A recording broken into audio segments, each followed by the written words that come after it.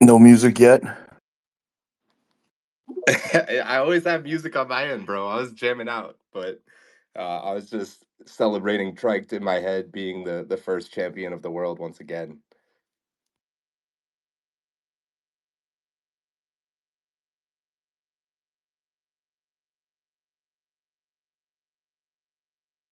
Sinjin, where are you at right now in the world? I just got back to Bangkok from Bucharest. I was there for a wedding, so I'm fucking wiped out. But I feel Dude, good. I fucking danced until 5 a.m. in the morning, man. It's awesome. that's friggin' waking up in the middle of the night for us. Yeah, yeah. I think what time is it now? It's 3 a.m. here, so but that's okay. I haven't slept yet, so we're all good.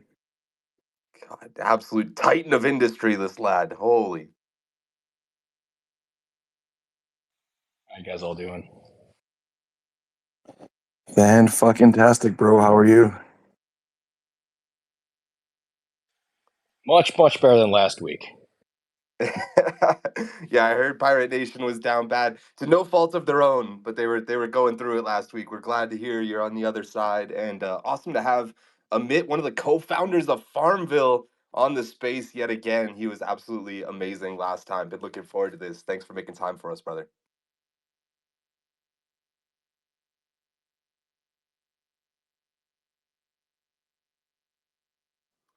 Shout out to everybody dropping comments, giving us retweets. I saw Pirate Master Murdoch just give us a retweet. Appreciate you guys. We actually have 8 giveaways today too, that I haven't even talked about in any of the tweets leading up to this. We're gonna have 3x Gangster Arenas guaranteed mints. It's gonna be a 2K supply, and it's gonna help, I believe, some of your like blast multipliers and stuff. So those should be pretty coveted. And then we have 5 more Love Monster NFTs, and again, it's a mixture of common, rare, and epics. And I'm just gonna give everybody the same allocation. I don't know what it's going to be, but it'll kind of be randomized by whoever sends them out on their side. So whenever you win one of those Love Monster NFTs, there's a chance that you get one of those coveted epics.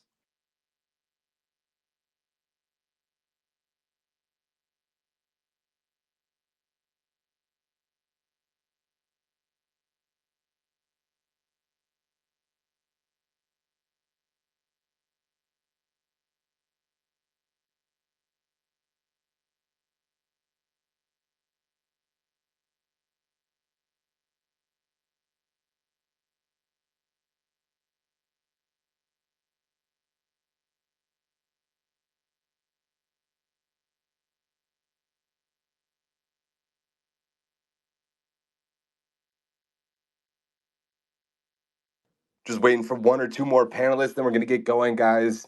Saw Jerry over the weekend. Jerry came by for a quick grilling session. How you doing, big dog? Yo, I am doing well. Doing well.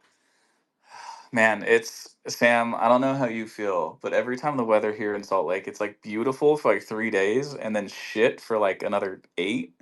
And it's kind of depressing. It is a Yo, wild ride, that's big starting dog. to feel like LA too, though. And we used to say you only get good weather over here. Yeah. But it was so beautiful for like the last couple days. Like you guys, I cannot understate how I've never gone and just sat in the sun before, but I did over the weekend. That's such a weird image. Just Jerry sunbathing was not what I expected to kick us off into today's panel, but here we are. Got to get a good base, Sam. You got to get a good base tan, bro.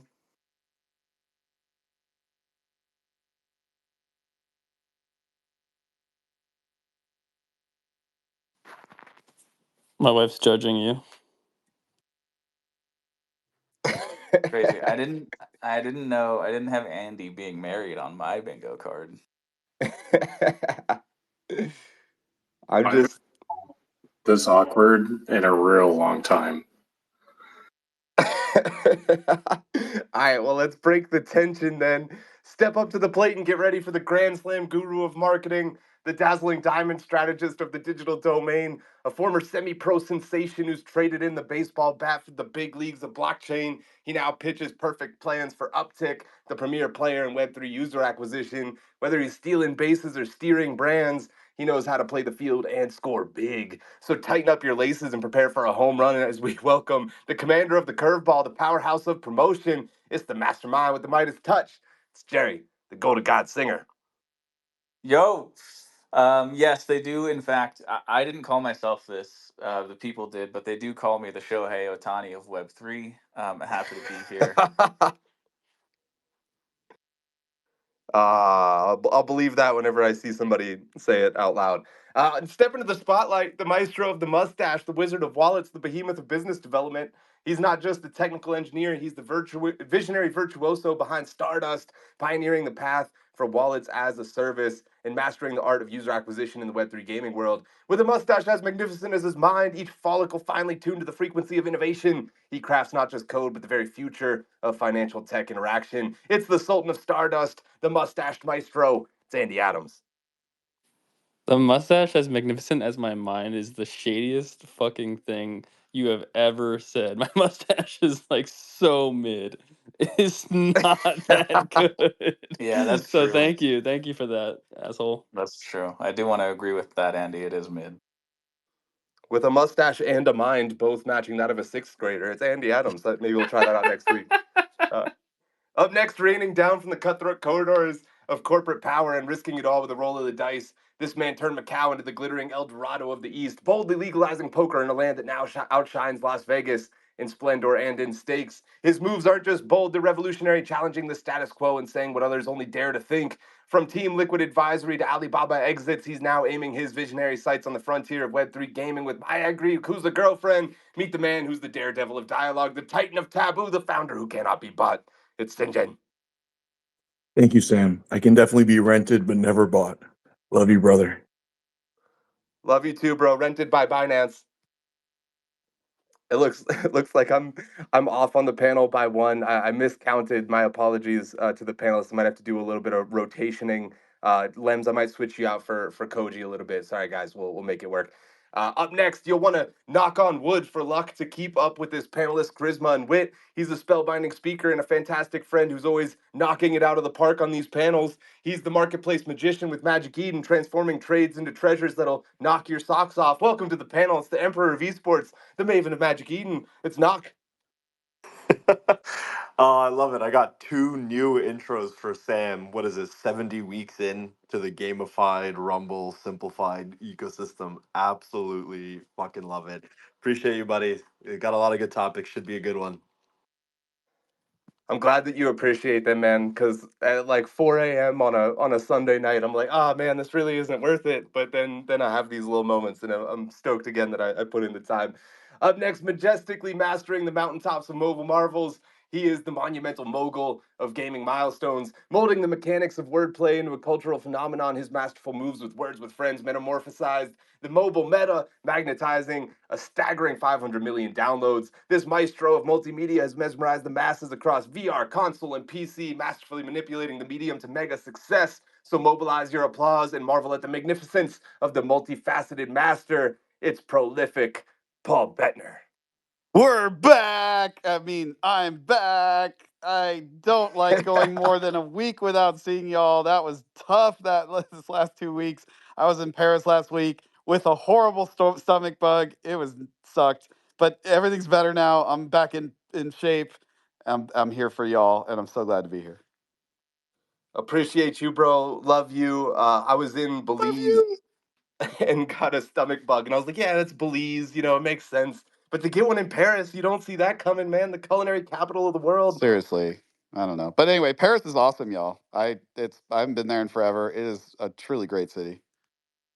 Oh man, take me back. I'm only going if Paul's on my arm next time. It's a date. It's a date. From 360s on the slopes to 360 no scopes, meet the man who channels the raw intensity of John Wick in every arena he conquers. He's the supreme head of community and partnerships at Shrapnel, the ultimate enforcer of engagement. Once a strategist steering the sporting goods division of a $14 billion empire, he's now the iron-willed warrior navigating the perilous paths of Web3 gaming. He's the sharpshooter of Shrapnel, the undisputed king of controllers. The redemption arc continues with my boy Dub. Yes, sir. I don't know if you get your news from MySpace, but STX3 is literally tomorrow, and I'm on an all-new high because of it. It's like I'm literally doing a backflip and I'm right at that moment where I'm like looking down and I can see the ground and it's like, it's full send, baby. We're either going in or we're going to crash hard and I can't wait. Let's go. Dude, Dub gets me so hype. I dropped into an STX like preamble that they had in the Shrapnel's Discord the other day, and he was, even though the game wasn't live, he was just as energetic, so stoked about all the things they have coming up, and it just got me going, dude. I'm so excited for you guys. Can't wait to get into STX 3 right around the corner. And up next, he's the master mason of the meta, hailing as the co-founder of the Web3 Game of the Year in 2023. After building parallel universes of possibilities, this colonizer isn't just content with 2 leading titles, so he's crafting a third. With a guitar pick in his pocket and a seed phrase in his safe, he's the pioneer at the forefront of the frontier of gaming and governance. Welcome to the panelist, the blockchain bard, the prince of parallel. It's Koji. Yeah, this guy just called me a colonizer again. I tried to brush past it last Yeah. week, and we're just back at it, huh? Well, I got nothing last week whenever I used it, so I figured twice I would get my satisfaction. Then we'll move on. Next week will be real. There's also I have a great new nickname for Koji in the works, but I'm not going to do it until after consensus. So look forward to that. I feel like I got this title because I like the movie The Last Samurai. Does that make me a colonizer? I feel like it's a fucking Yeah, great it movie. does, dude. That's actually the #1 reason. Is that the Tom Cruise one? It is, right? Yeah, it's amazing. Dude, that movie was ridiculous, dude. Yikes. Yikes.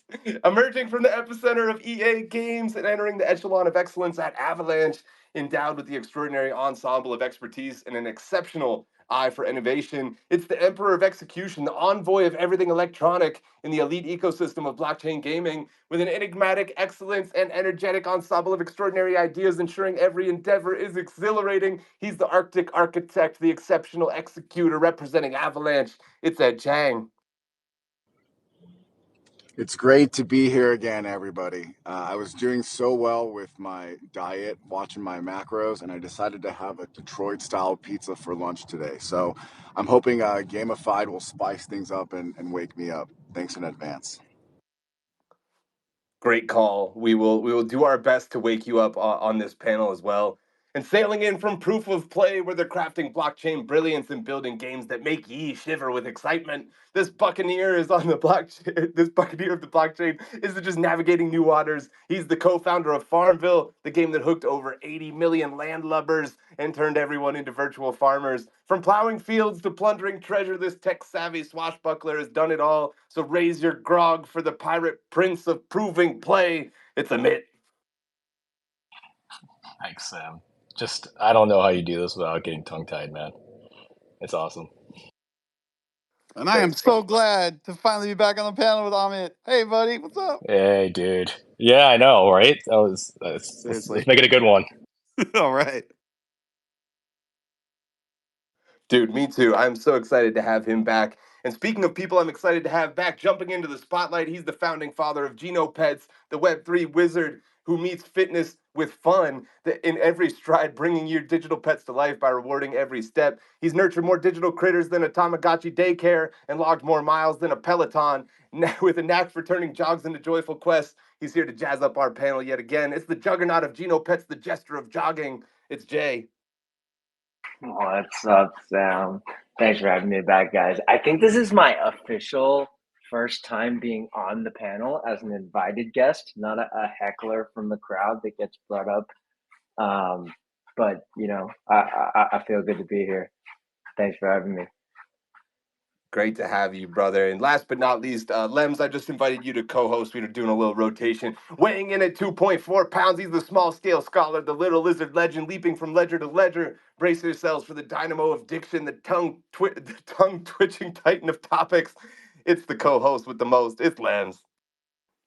GM, I think I made it on time. Twitter was bugging out and my mic wasn't showing, but it looks like it's working now. So yeah, let's get into it. Great to have you, big dog. Once again, we've got some giveaways, 3x Gangster Arena guaranteed mints for that whitelist that's coming up. We got 5x Love Monster NFTs. Big shout out to both of those guys for giving us some prizes for our beloved gamified community. Give us a retweet, drop comments that are relevant to the topics that we're discussing. We'll make sure they get into the hands of the best people in there. And let's salute and celebrate the sublime, the spectacular, the sovereign, the supreme substrate of our stellar saga, the official blockchain of Gamified. You know it's Avalanche, with its spectacular speed and scalability, skillfully simplifying the sophisticated science of subnets, allowing avant-garde architects and game gurus to craft their cutting-edge creations. It stands as a steadfast sentinel in the storm, driving the dawn of decentralized gaming with a dynamic, durable, and decidedly different approach. And built on Avalanche is Shrapnel, a marvel of mayhem meticulously manifested that isn't just redefining the rules of the FPS arena, it's an extraction shooter that's tearing through the terrain of traditional gaming. What makes Shrapnel a seismic shift in the shooter genre? It's the pleasure of gearing up for glory with goods that go beyond the game, where winning means weaving your worth into the fabric of Web3 gaming's world. So if you're ready to dive into a domain, gear up for STX 3.0 because it's coming right around the corner. Make sure you jump in and get better at the game than I am, because holy moly, I'm still so bad. I'm sorry, guys. And speaking of Shrapnel, it's powered by none other than Stardust. Stardust is lighting the way with its wallets as a service, offering a marvel of modern technology that melts away the mayhem of managing digital assets, making every user's experience smooth as silk. This isn't just convenience, it's revolution, redefining the user experience of your game with the touch of a button. This is where projects pivot from potential to powerhouse with the unparalleled prowess of Stardust Wallet and user acquisition alchemy. Thank you to Stardust for being the official infrastructure of Gamified. And we're jumping in with topic number one. Agree or disagree, Telegram is the future of Web3 hyper casual gaming.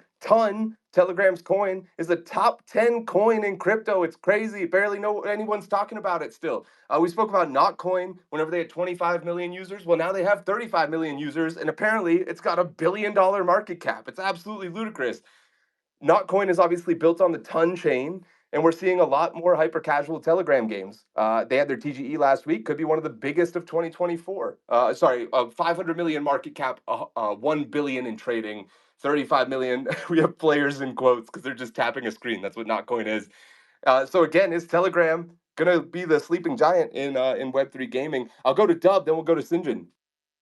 Dude, it always was. I met with the Telegram team way back at 3XP, and I remember just being dumbfounded when I met these guys. I was like, holy shit, you guys are a sleeping giant that's coming into this space. I can't wait to see what you do.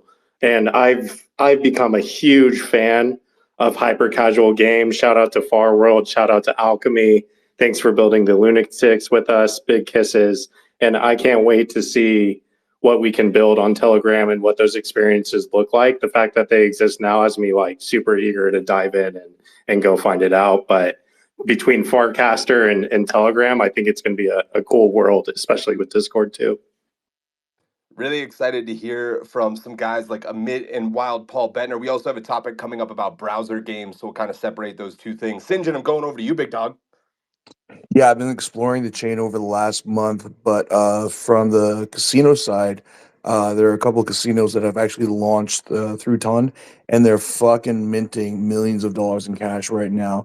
And there are other teams that are doing hyper casual games, just really no fanfare, whatever like that.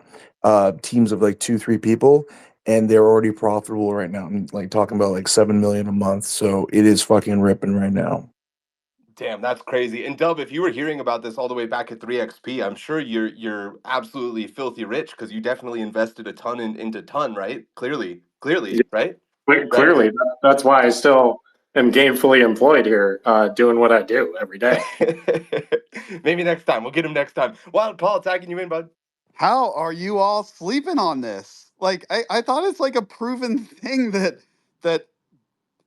building on and hijacking the network effects of existing social networks with hyper casual games is like a story old as time at this point. Like you're pointing to me and Amit, like, yeah, duh, that was Zynga's entire strategy.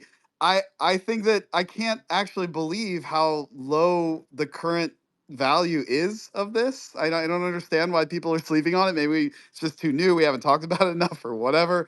But yeah, I just not financial advice, but y'all, like this is a proven strategy.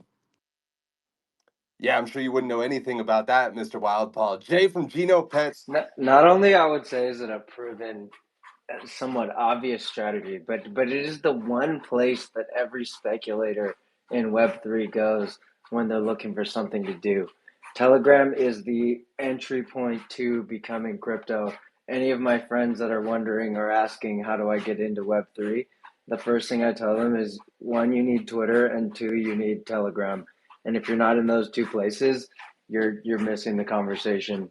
So to echo everything Paul was saying there too, is like, you've already got the audience. Now you just need to give them something to do.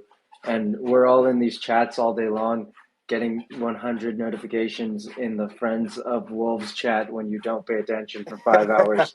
I, If there was a button for me to click to get a little fun out of that, I'm definitely clicking it. I just wanted to add a finer point to this too, because I think about this a lot. I've been thinking about this a lot. There's kind of like two primary strategies when it comes to this. There's either a social network that already exists where all the users are that is going to embrace crypto and enable crypto and become that thing, or like you're seeing with Farcaster in the case of Twitter, the existing behemoth social network that works in that particular way, like, you know, Telegram is a chat social network. Twitter is a feed-based social network. Well, Twitter wasn't doing it, so Farcaster came along and was like, "Fuck it, then we're going to do it." And look at the success they're having. So either these existing I mean, look at any platform that's out there: YouTube, Discord, Twitch, whatever it is that has a unique form of social network. Like, you would look at Twitch and compare it to Twitter and be like, "Okay, those are different." So those are two separate, valid platforms that have their own unique way of expressing social network. Well, when you look at one of those platforms, and Discord will be the one I'm pointing to right now, and you're like, look, either they're going to embrace crypto in the same way, or they're going to get wiped out by the Farcaster of Discord coming in the future. I'm going to send it over to Ed Chang, and then we'll go to Amit after that. Yeah, this is super bullish. I think if you've worked in the Web3 gaming space long enough, you've seen enough deals where someone says the Web2 version of this game had 20 million monthly active players, or we're drawing from a pool of 500 million gamers to bring into Web3. The hard part is actually converting them into an on-chain action, right? Because a monthly active player is very different than a monthly active wallet. Even Discord, like trying to convert, like they did a game launcher in the past. Remember that? And you know, they kind of shuttered that, and they're back now with kind of a more in-depth integration available. But I think, as a lot of people have said on this panel, including, you know, Jay, is like the fact that it's Telegram is like that perfect Venn diagram of people who want to play these casual games and people who are so deep into crypto. In fact, when I see a new pop up on my Telegram of like, oh, this person has joined Telegram, I'm like, oh, this person discovered crypto or is getting into crypto now. Like that's it's equivalent to that, right? So I think that cross section is really interesting. I personally haven't heard too much about like some of these, you know, viral loops and games that Sinjin's talking about. I think he's probably a lot more well connected in Asian circles, and would be interesting to see how that propagates to other major geos like North America, EU, and some of these other regions as well. Yeah, great stuff, Ed. Thinking back to all the times I've seen things pop up of people joining Telegram or Twitter, that actually is where my brain goes to as well. Dante says, love to hear how bullish you are on Farcaster, Paul, but win Wildcast mini game. We'll have to see about that. I'm going to send it to Amit.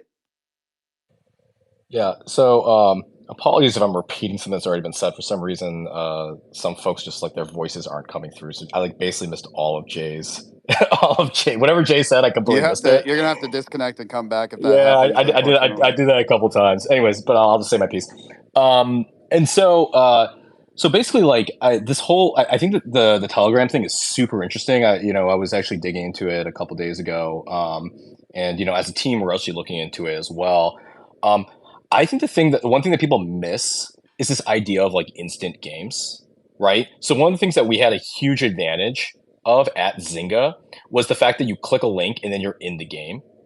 And the fact that just going into the technical detail a little bit on Telegram, the fact that they let you essentially do a web view and like put Unity apps into that view makes it possible to port content very quickly. And so, I actually think there's definitely something there. We actually were messing around with Farcaster frames as well.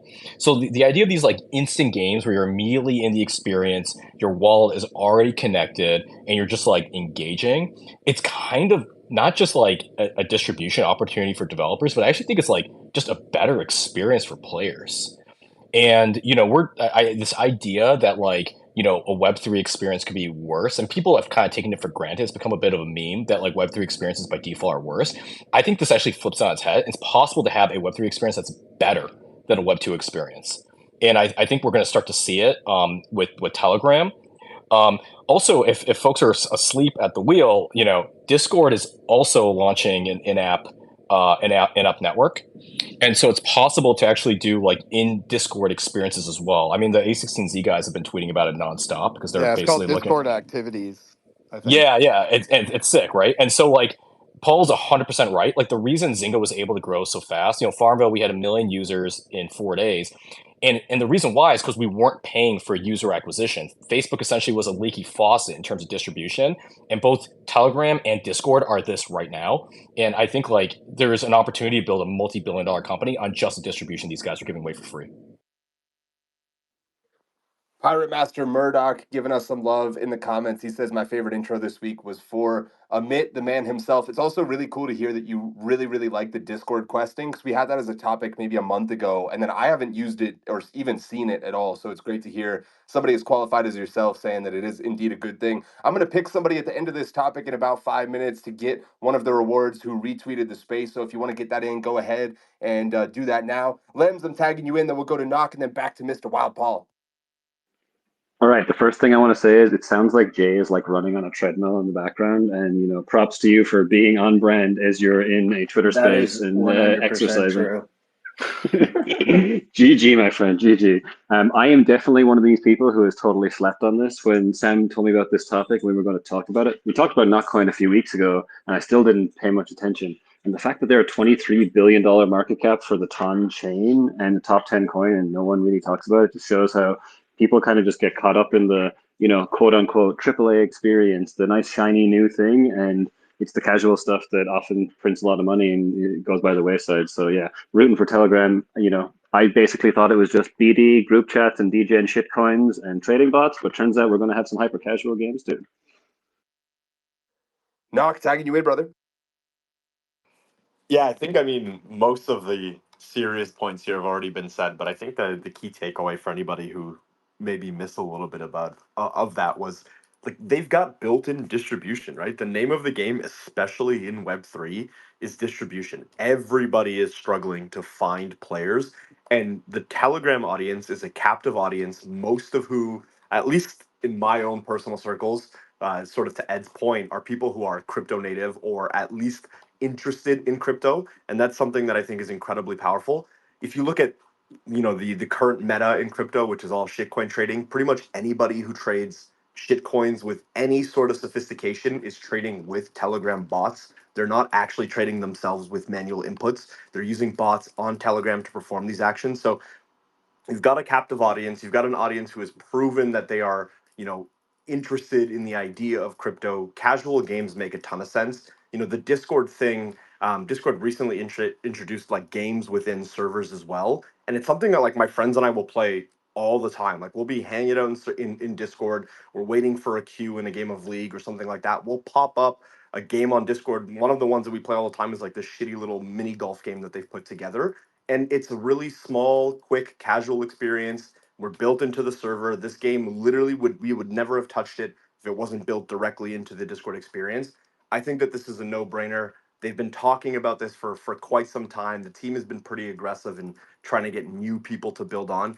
And we talked about this a few months ago on Gamified, but they also have a built-in wallet experience to Telegram. So you have the wallet, you've got bots available for meme coins and shit coins to be traded. You've got casual games.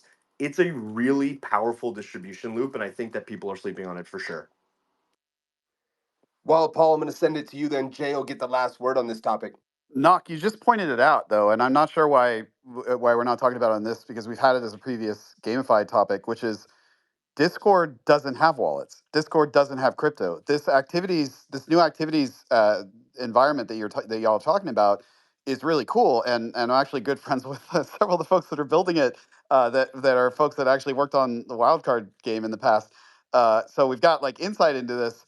and it's really awesome. And they're continuing to evolve that and make it more accessible. But if you guys remember, like Discord tried to dip their toe into crypto, and I don't really remember the full history or the context of that. I just know that they kind of ran screaming from it, and they got slammed by all their users or whatever.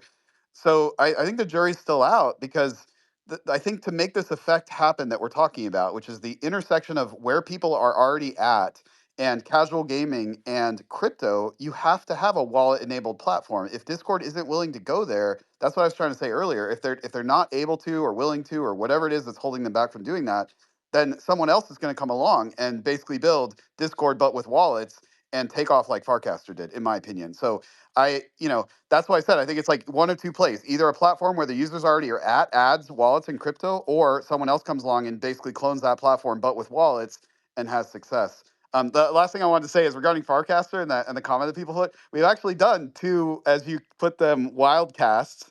The first one was just a simple mint. We were testing things out. It was the fastest mint out we've ever done. Dan Romero like recasted us about this because I was like, dude, shit, man, what just happened? Like we minted out in like 2 seconds. I've never seen that before. That was like a month and a half ago. So then we did another one, and this one was actually a little bit of a mini game. We have a creature in wild card called Spored that is a mushroom that multiplies. So we're like, let's make a fun little Farcaster game about that. And so the way it worked is when somebody minted one of these things on Farcaster, it would actually turn into the ability to mint two more of them. And we were like, so, it's like this little kind of like viral fungal infection thing that we want to do on Farcaster. That shit broke Farcaster and broke our own network. Like we went down in like 5 seconds. So yeah, it works. We're having a lot of fun with Farcaster and Wildcard. We're gonna keep doing that. That's sick. As long as you keep coming back to Gamified, baby. Jay, Yeah. over to you. Let's go. I'm a plug, just like, not to go counter, but I'm gonna plug for not your keys, not your crypto, and just throwing a warning out there for everybody on Telegram trading bots and or playing future Telegram games. Trusting your Telegram bot to hold your keys is a risky endeavor, and I have multiple friends who have been wrecked by Telegram bots disappearing. So I will just put a caveat on this that, like, just like centralized exchanges being great for reach and adoption and getting new people in, and yes, we will see shitloads of people playing Telegram games, there is the chance that a big wreck in a poorly architected game really tears this leg down as much as it will build up the gaming space. So just be careful out there when you're playing these games and holding a bunch of crypto on these Telegram bots. Yeah, I appreciate that sobering warning, and thank you for getting off the treadmill or churning butter or I, whatever I you were doing. literally did that because I got called out multiple times. Ed DM'd me on the side and was like, "Bro, what is with your audio?" Clearly the treadmill's not working for the space right now. But thank you. Ed, always looking out for our best interest. Appreciate you, big dog. Dub, I'll give you a quick word, and then we're moving on. Yeah, dude, not many times when I can prove I know more than Ball. And actually, it's because Discord has had wallet integration for a little bit. It's been like a year or two where you've been able to have like some custodial wallets, receive tokens, whatever have you. I have a wallet that has like 300 different freaking tokens in it from back then, and I can send them. But that never really took off, and it does depend on the like actual like ecosystem themselves putting those wallets in the forefront. But it seems like Discord has had all those tools and just hasn't done it. Fascinating. Yeah, I mean, I wonder what's going on there. I'm going to dig into that because, like, I don't understand why that wouldn't be taking off, especially because we've been talking about the Venn diagram and, like, how Telegram has a bunch of crypto users, but Discord's the same. I mean, that's a very crypto native place. That's where we all go as crypto users. So strange that hasn't caught on in the same way. Yeah, super, super interesting. I did not expect you to say a year or two. I thought you were going to say like a month or two. Mitt raised his hand on that. Maybe he has more context. Yeah, I think there's a cultural thing that exists, right? Essentially, and this is actually the opportunity, right, for anyone that's Web3 native, is that a bunch of these Web2 companies that have like a sacred cow that can't be slain, right? In this case, like, if you have an existing set of users who are there, who like are hardcore gamers, like they're allergic to everything crypto, right? And so with Discord, it was very much like as reported. I actually had a friend who was running that product. I don't think I'm not sharing anything that's insider or privileged, but like, essentially they tried putting it out. Their users revolted, and they were like, "Well, we don't want to like anger potentially millions of our existing users. So it's easier for us just not to do it at all. And you kind of see the same thing happening on like the Epic Games Network, even though like I'm pretty sure the founders are fairly like amicable and friendly and like understand the value of the technology that crypto provides. But like, it's just not worth the kind of the optics. And so the interesting thing is like, Paul's mentioned it like 3 or 4 times. Crypto native Discord is like an incredibly good idea. If you decide to someone here is going to start it, feel free to pitch it to me. I'd be happy to seed it, and put some money in on that, because I think there's really something there. You could probably even bootstrap off the Farcaster network and literally just build a client on top of the Farcaster protocol if you want to co-opt the identities there. But like, the point is that like the cultural holdback of these companies, I think, is the opportunity for everyone who's actually building native. And I think is going to be the thing that eventually allows disruption of a lot of these existing network effects that exist in other social platforms. Yeah, you let me know if you need a quick KOL round there, Amit. Maybe I'll slide in. You guys just won't let me get off this subject. Wild Paul, I'll go to you, then Ed gets the last It word. was a great subject, man. I just wanted to say, yeah, Amit's 100% right. It's a fascinating competitive opportunity for folks who are paying attention to this. Those networks that kind of like can't make that hard pivot into crypto that would rebrand their product. Like Telegram doesn't have this problem because, like y'all said, like I've had that same experience that Ed has, where I'll have a friend show up and my first message to them is like, "Welcome to crypto," even when they join Telegram. So but there are these networks, like Twitch would be another example of this, that just can't do that hard pivot because their user base is just so anti-crypto right now, and it really leaves open this massive competitive opportunity, I think. Friend of the show, Calland from ex co-host, also mentions that Telegram has built-in ads where you could probably target gaming channels as well. Maybe a better form of Web3 advertising, since we know like Twitter ads and stuff don't really work for acquiring Web3 users as it stands right now. Ed Chang, giving you the last word. Yeah, as far as I know, I think there was also backlash internally from the employees when they were talking about this Web3 integration. It's just hard when it starts at the top, right? In terms of setting the tone, the strategy, like the commitment to that. And I think Discord has solved the hardest part, which is the top of the funnel and kind of the user base, right? And so do we see something similar to a collab land integration where wallets are kept separately for users and there's some layer to manage it? Like that is super backwards, and I think that's just a +1 to Telegram's dominance upcoming, especially if they can seamlessly integrate that, because it's a crypto first mentality. Yeah, it's a fantastic point. Meng J in the comments says, "Will Gamified be the biggest influence for the upcoming bull?" I don't know if I go that far, but we're gonna try. We're gonna try our best to educate people and influence us in the right direction. Yap mentions 35 million users on Notcoin, and it's not very impressive for him because he knows some people that were just referring their own alternate Telegram accounts, and he is not really believing those numbers. Number one NFT from Love Monster is going to go to Kei. Says, finally, after all the hassle and adjustments to my Web2 work schedule, I was finally able to attend the space live again for all the gaming enthusiasts. No more playing the recorded ones. Kay, I appreciate you listening to those recorded ones and appreciate you jumping in live whenever you can. She also gave us the quote tweet. We're going to hook you up with one of those NFTs. Appreciate you tremendously. We're moving on to over under browser games on PCs. Well, I guess you can boot up a browser game on a phone as well, but right now they're about 1% of total game revenue, sitting just under $2 billion annually. For context, PC games are at 21% at $53 billion annually, and mobile is close to 90 billion. I think just over 90 billion, sitting at about 50%. My question for the panel, over under that 1%, are we going to see browser games continue to grab more market share, or is this slowly on the way out? I think Amit had the hand up first just by a split second there.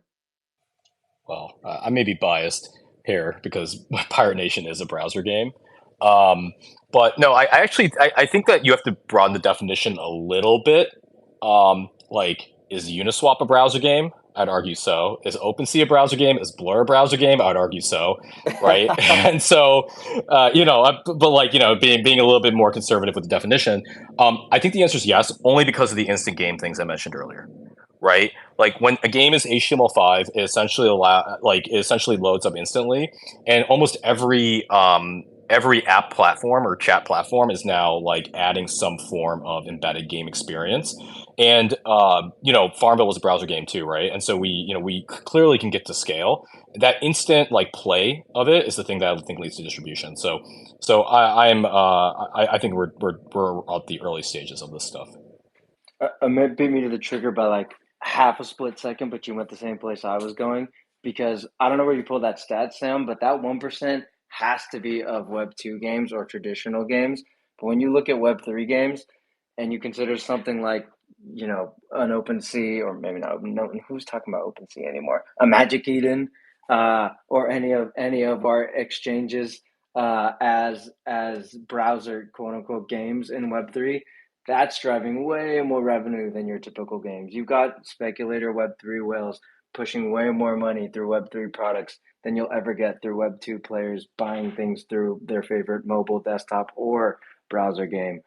So in the Web3 space, that 1% number is going to be flipped as long as we start talking tokens 100%. Koji had to drop for just a second. Jay, that's also my favorite thing to do when somebody says something really smart. I go, "Oh yeah, I was just about to say that, guys. Nice moves Dude, there." that's absolutely it. And if I can follow the creator of Farmville, that's the only way to play. Smooth moves, my man. I can confirm, yes, this is Web 2 data. It was a marketing report put out by Xsola. If anybody is interested, it was a 50-page report. I spent like half of my Saturday reading it and trying to take some of the more interesting bits and turning it into a thread. So I just pinned it up if you want to see some more of the data points on that. I'm going to Jerry, then we're tagging in Dub. Yeah, I think even removing like the riveting game that is Uniswap, I think if you look at PWAs, right? Like it's a lot easier to get a browser based game on mobile now than it ever has been, right?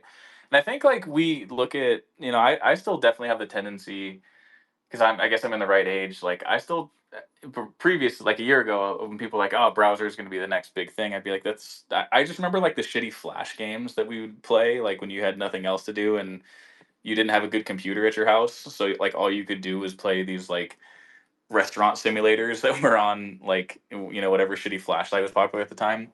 But like the games have gotten like, dude, I've been playing. I'm not saying this because Amit's here, but like I've been farming Pirate Nation points like pretty much every day, and it's fun as fuck, right? Like it's a legitimately like really good game that's on browser, and I think if you're like in your mid to late 20s or above, you still do kind of have a stigma that like browser based games can't be good or can't be really fun.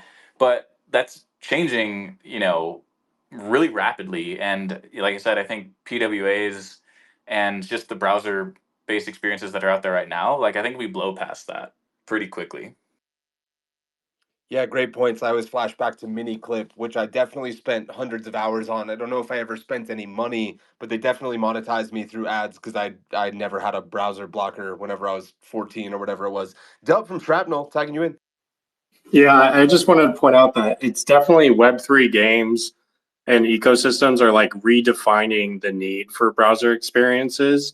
And it's really wild because it's coming from the fact that like Apple and Google are taking 30% fees directly in their ecosystems, and it's forcing Web3 games, like every single Web3 game that I've ever played on my phone, the actual crypto side of it, trading, marketing, and everything there was like in a browser experience. Even for us, our marketplace that is about to go and be peer to peer and all that good stuff is all in browser. So like it's going to be really interesting how that's going to be a core thing to basically like I'm pretty sure a majority of Web3 games going forward. So it's interesting how it's going to get defined later down the road.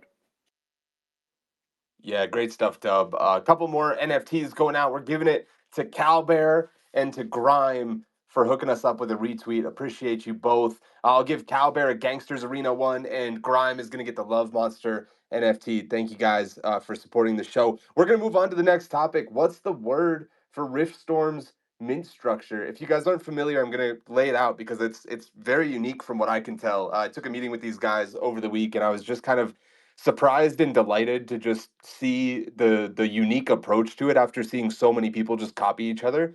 So they're doing a 1 Ethereum mint for 333 NFTs. And I know the gut reaction is 1 ETH in this market, like that's fucking crazy. And you would be right, except for these caveats. Okay, so one is it's actually like a 900 collection or 933 or 999. I forget exactly what it is. And essentially, you're only going to unlock more NFTs whenever enough people are staking their NFTs. And then the staking mechanism is you get back the 1 Ethereum that you paid in ETH, not in their native token that they're trying to onboard you to. You just get the ETH back. It's locked in a smart contract, and it literally just goes back to your wallet after 30 months of being staked. So 2.5 years of being staked. Now, my question for the panel, is this innovative and mind-bendingly amazing to basically say that this is something we don't need the ETH, we're just trying to get our core audience that is bought in and committed to this? And for somebody like me who believes in ETH for the next few years, maybe I just basically treat it like a cash deposit where where I lock it in and get a free NFT out of it. What's the word for this one? I'm sending it over to Ed Chang first. I think for the short term, it's interesting, but the long term, to me, it doesn't matter, right? And the reason for that is the short term, this is kind of playing to the speculators, people who want to buy NFTs. As we've all talked about, these initial NFTs at these games launch these days, they're really like founders item or founders passes to say, hey, I believed in this game early on. It's hype. I believe in it. I want to support the team, right? And for better or worse, when people are looking at games that they want to like ape into or look at investing or any of these influencers are writing tweet threads about, they go look at the floor price and kind of the price action of these NFTs. So if there's a way to get your money back and there's kind of a high floor there, it's gonna kind of hold up that floor price of those NFTs, which is ultimately good for short term because more people will come in. You see this kind of up and to the right action. But really in the long run, like, why are we all here? Like, not because of speculators, right? But because we believe that we can actually convert a massive base of these Web2 players. And do you think they will give a shit about staking NFTs and stuff going back to their wallet? No. They want a game that they and their friends can play. And Riftstorm is a great game, by the way. I should probably give that disclaimer first. So, obviously we've spoken with that team. We think highly of them.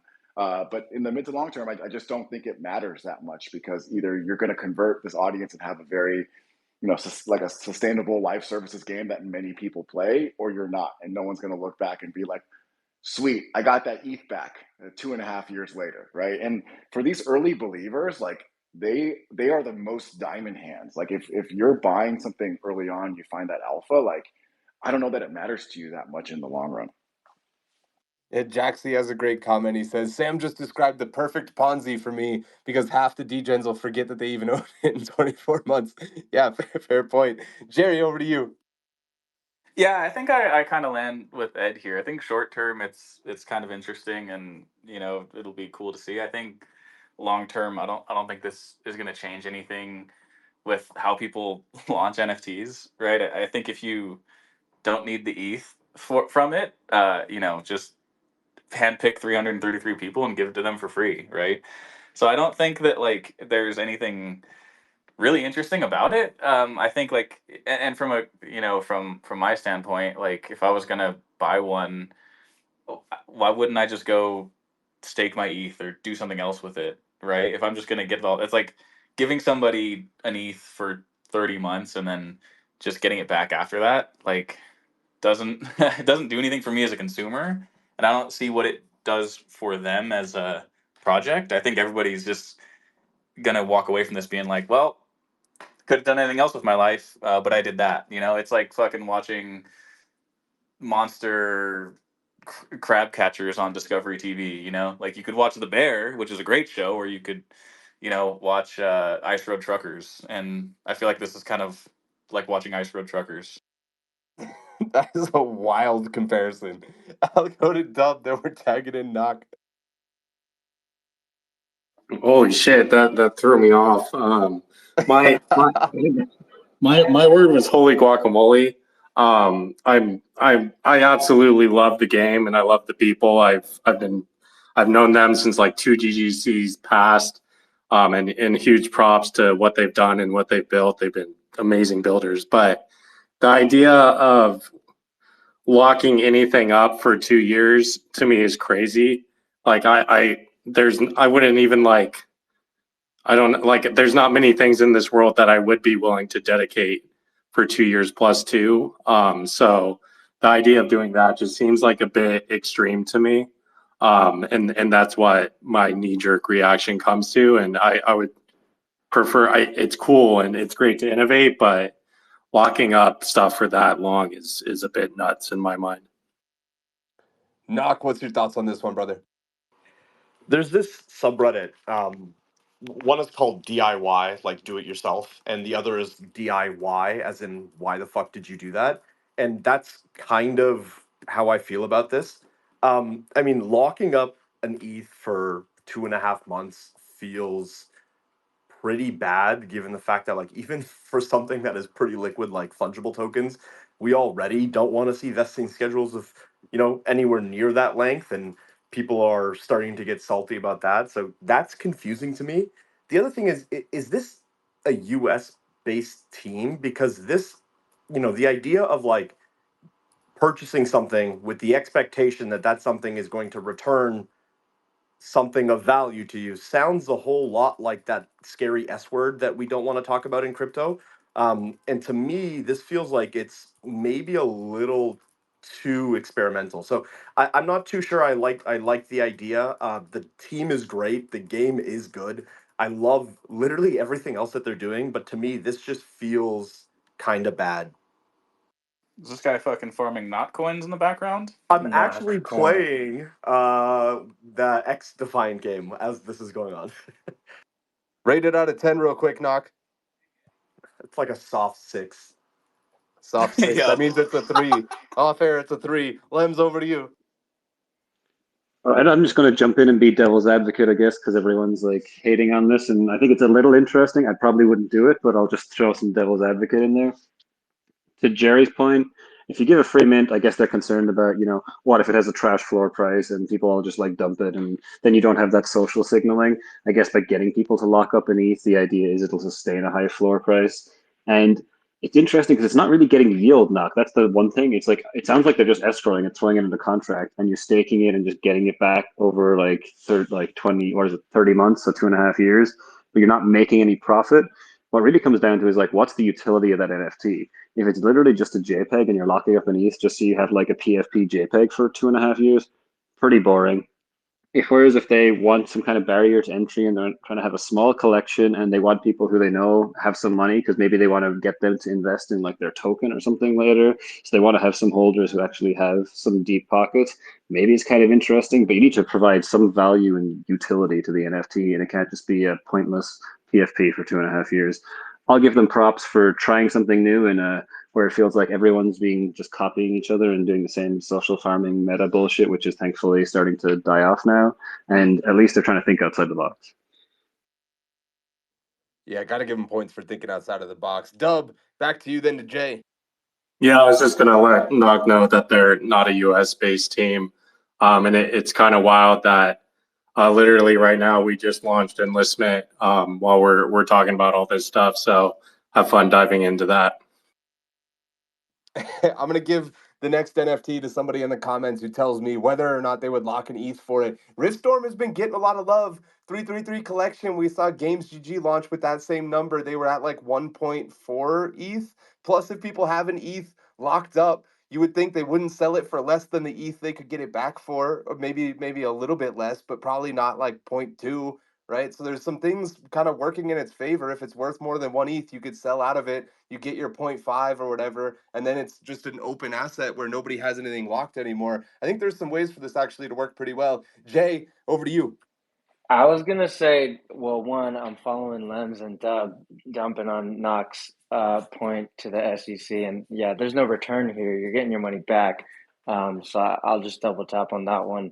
Although I do lean a little bit risky in my interpretation of some of those laws. But I will say, like, mad points for doing something creative, because I'm sick of every other mint, and mints just aren't working right now. I don't really know if the utility is going to pan out, and having a 2.5-year-old collection that was 65 soul at one point, I know it's hard as fuck to keep your sorry, Mag language there, but to keep your NFTs useful for that long of a period of time. So at least getting you to lock up your money, saying you'll get something back, is an interesting proposition. For me, I think the biggest thing here is going to end up being, how does this play out like a DeFi play? Like, are people actually going to think this is an interesting place to lock up, where I can lock up other money in other ways, or for that point, giving it to the speculators, are they attracting the right people they want to be the first 333 in their community? Will I care about the game, or am I just here for a new vehicle and an interesting playing crypto game? Knock, over to you, big dog.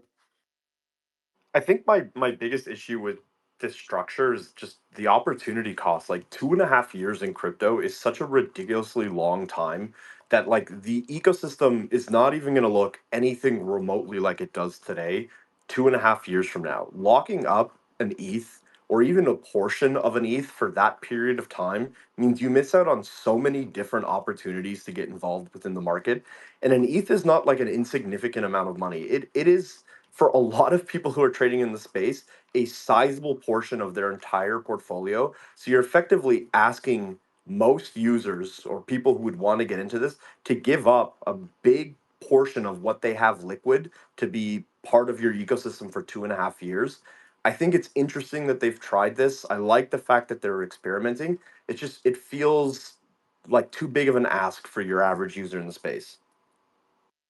Fresco, do you agree? Oh, Fresco, man, it's been like a Whoa. month since I made that Holy mistake. shit. I think of the opportunity cost on the other side, right?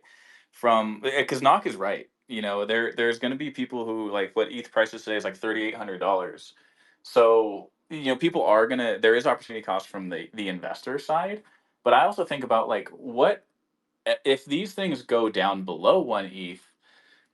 What is the project going to have to do or promise to these people to make up for that, right? And I think that's sometimes that's dangerous waters to start to walk into from the project side, because it's like, do you now have to give these people a free mint for whatever else you do, your bigger collection, or do you have to give them a bigger airdrop? And is that changing the way you have to operate kind of going forward? And I think it's a kind of a scary place to start to enter if you're not super sure. If these things go to like 10 ETH, nobody's going to care, right? But if these things don't really do much in 6 months from now, are people going to start to regret that they locked up 4 grand for this? And are they going to start to turn? And we see that happen all the time in Web3. And once people start to turn, and that's your core, golden cohort, 333 people right there. If you lose them, you're in a dangerous spot. Yeah, it's a great point. You have to make sure that those 333 are pretty devout, or else it could all come tumbling down. But I definitely could also see a world in which, if Matrix Fire and LE37 and stuff are going to 10 ETH, especially with a bigger Asian audience, which I know Riftstorm is primarily. I believe they're based in Hong Kong. I'm starting to forget. But there's definitely a chance that there's a rabid audience for this that we're not seeing over here in the West. Crimson Caravan Company was the first person to let me know what they would do with this. He says, would never lock my ETH for that long. I'm going to give you the next NFT out of Love Monsters. Shout out again to Love Monster for hooking us up with those. Some other great comments as well, but we got to move on. Big deal, little deal, no deal. Fableborne is rebranding their art style and a bit of the game mechanics. The new art style, characterized by a lighter and more, quote, chibi-inspired aesthetic, unquote, aims to resonate with the preferences of mobile gamers, signaling a strategic shift in the game's visual identity. They're also pivoting their genre. The team previously axed 5 games before they launched Fableborne's original version, taking a data-driven approach to mobile Web 2 gaming. My question for the panel, is this a big deal, little deal, or no deal? We see a lot of, again, they axed 5 games. I've heard stories from Voodoo and Supercell saying we've axed 200 games before we really put our weight behind any of them in particular. Do you see a game like Fableborne? We also see this with Guild of Guardians, pivoting their genre sort of within a genre to find better product market fit. Is this a big deal, little deal, or no deal? Wild Paul had the hand up first from what I could tell. I think it's a little deal. We've talked about this on Gamified before. I think we all strongly believe, or at least most of us strongly believe, that teams that can pivot and are willing to do that and are willing to use data to drive those decisions and to search for product market fit in an agile way are that's bullish. That we believe in those teams, that we want to, and we obviously also value conviction, but I think when you're building games, and I do see this narrative shifting a little bit, which is great. Like I was talking to Wild Kate about this earlier today, just kind of separate but related topic, that the narrative is shifting a little bit towards a more educated perspective in crypto Twitter that like maybe betting on a single game is not the best idea, like traditionally speaking. Whereas crypto Twitter, a year or two, 3 years ago was willing to be like, one game is worth $30 billion or whatever, like these ridiculous market caps. And now that's starting to become a little more mature, the viewpoint that one game is not as good of risk diversity as a portfolio of games, and pivoting and changing strategy midstream is actually a good thing. And so I don't know the decisions that are leading to them doing this. I don't know if it is just like a better fit for the audience they're finding. I do think there is a little bit of a weird thing that happens in crypto where we seem to be a little more fascinated with like child-friendly things than I think that we should be. Like I don't know that we talked about this with Pudgy Penguins, but I don't know if there's this huge overlap between like people that are into crypto and people that are into really childish things. I think we tend to, I have personally been burned with this. We worked on a product you guys might have heard of or know called Lucky's Tale. It was a game we worked on with Nintendo, and it was ultimately successful, but my God, was it an uphill battle to like establish a brand new child-friendly IP.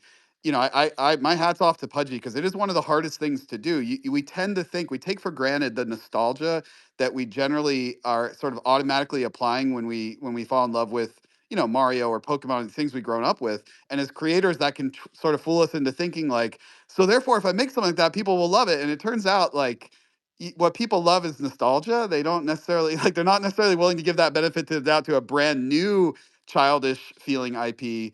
But like you were pointing out, Sam, like in mobile, that's sort of the expectation. And if they're trying to create more of a kind of affiliation with that look and feel of like Supercell, I think that could work. Dude, every time I think of child-friendly Web3 intellectual property, I just get absolutely PTSD triggered from the first time I saw the VFriends art and found out that those things were trading for like 15 ETH at some point. Just fucking hideous crayon drawings. Oh my God, dude, I never hated Yeah, I don't. It's Web3. just like, what do we expect? Do we expect a bunch of 8-year-olds to come along and buy our bags? I don't really get that. Yeah, it seemed to me like they were trying to get the parents to be so financially down bad that they would convince their kids that this was like the toy they had to have, which is just not how children work. Like they find it from other areas and then bring it back to their parents and say, "I need this because somebody that I want approval from." Anyway, we won't get into that. Yeah, but then again, Pudgies are in Target now and have sold like 1 million, so it can happen. Yeah, Pudgy's slightly better than scribbly crayon drawings, but maybe not a ton, but slightly True. at least. Chang, over to you. On topic of V friends, it's also weird that he would expect 8-year-olds to know who Gary V is, like watch his inspiration clips on Instagram and stuff like that. But I think the rebrand itself, I would say like little to mid deal. I think to Paul's point, given the game's adjacency to Clash of Clans, Clash Royale, like Archer Clash, like I see that art as more analogous. What I think is the big deal, though, and disclaimer, Fableborne is built on Avalanche. But where I think there's the big deal is kind of what you said earlier, Sam, which is the team had the patience, the capital, the burn management to go through 5 iterations, which I can't think of another Web3 gaming studio that has been able to say that, right? I've talked about this a few times where, in that last bull run where we saw a ton of mistakes is a team would raise the bare minimum to get a product out, right? And they would rely on an IDO, they would rely on land sales, they would rely on all these non-dilutive type fundraising things because times were good and everyone was aping into stuff. And of course, inevitably there were problems and they just had to go with the first idea that wasn't in the meta anymore. And then of course it would just be a fantastic failure. And at times I would say with the Fableborne team, it's like, man, I really want these guys to launch. I'm so bullish. I want these guys to launch, but taking the time to look at other Web3 projects that maybe haven't done so well and make tweaks. And I think they've got a very fully formed strategy. I think even GDC, there was like the Wolves Den Alpha Night, and just seeing folks like Sam and Paul just like gush about what they're hearing in terms of the alpha and from the team. It's like, man, people, I don't know a lot of things, but people who are a lot smarter than me are really excited. So overall, I think a big deal. Yeah, great points there, brother. Jerry, going to you. Yeah, I want to preface everything I'm going to say with the fact that I'm a huge believer in Maria and Cam and like them as a team. I could not believe in two people like they're kind of up there for me with like the Paul and Katie's of the world, right? So I think it's a big deal because and in the positive direction. So I'm going to make a couple assumptions here, but I am sure that there was a ton of data and tests that went into this decision, right? So I'm sure that Cam isn't going to pivot a game 5 times without doing some real stringent and rigorous testing of that, right? So I'm sure that they did validation of like how this game lands in the gaming landscape and done validation on like their product market fit. I'm 100% confident that they did like art and marketability tests, which led to maybe some of the art style pivots, right? Because those things in like mobile user acquisition are so huge, right? And what this team is aiming for, they've always been upfront about it, is mass market appeal, right? So I have no doubt in my mind that there was like a ton of A/B tests done on like art, on marketability, and that those results were very, conclusive in coming back and saying that it warrants an art style pivot. It warrants a little bit of a gameplay pivot or a core loop pivot. And those things are good things for the brand that they're trying to build, and that this is going to lead to more profitability, more stickiness, and like just overall a stronger brand IP. Like so I'm really really happy for those things, and I think like from anything of like the gameplay, they've always said that it's gonna be an asynchronous PvP style game, right? And I don't think that's changed. So I don't think there's been much of a gameplay pivot. Yeah, I think how you how the gameplay happens may be changing, but again, those things were probably really rigorously tested, and the results that came back were so conclusive that they're leading to a positive change overall. So I think this is a big deal in all of the best ways. Nice. You love to hear it. Amit, let's go to you. But real quick, Pasquale from Bloodloop in the comments says, listening to y'all while finishing my second run through Baldur's Gate. Life couldn't be any better. Great to have you, Pasquale, and have fun with Baldur's Gate, man. What a game. Amit, tagging you in. Your thoughts on Fableborne's rebrand? Yeah, I mean, I don't know much about the team, so just this is me just kind of reading the meta of what's happening here. I think it's a really strong signal that especially if they're being thoughtful about it and not just delaying a launch for no reason. This is like what great product teams do. Like if you look at Supercell, they delayed their games like multiple times. I think Mario Monopoly Go was in development. I heard was for something like 3-ish years, and the game was retooled.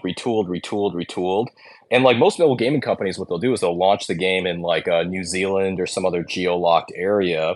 They'll see how the game's performing, how the retention looks, and then they'll go broad. Right. The problem with doing this in Web3 is you put a token contract up or an NFT contract up, and it's there forever. You can't, it's a one-way door. So like, I think taking the time and getting it right is really great. That being said, conversely, even us, like, Pirate Nation, we launched as a web game. Most people don't know this. Like the original version of the game was completely on the web, like as in like a website, not like WebGL or whatever. We ended up we had like an offsite and where we looked at the game and I looked around the room and like, does anyone actually like the game we're building? And the team was like, no. So we completely scrapped everything we were doing. We already had the NFT art like done, and we completely pivoted to a voxel art style and a voxel game. It took us another like 3-4 months before we ended up getting the game out. And since then, we've been developing in public. The one thing I will say is for anyone that does not have a live game yet, live operating a game in Web3 is a completely different beast. Like we have learned so much from just being in the arena and having like a game live and learning from our live users that like there's like, to some degree, if you're waiting a really long time to launch a game, that's time you're not actually learning, like doing the thing. So I think there's a balance between like waiting and getting the right game out and also just like ensuring just launching it and then getting to the point where you're live operating because that's where a lot of the new lessons have been for us as a team. Great stuff. Jay, and then Wild Paul gets the last word before we move on.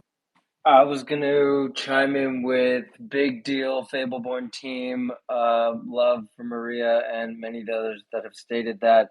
But I got to go with the littlest of little deals on a rebrand and light game mechanic updates. I didn't even notice the game mechanic updates when I was researching this one.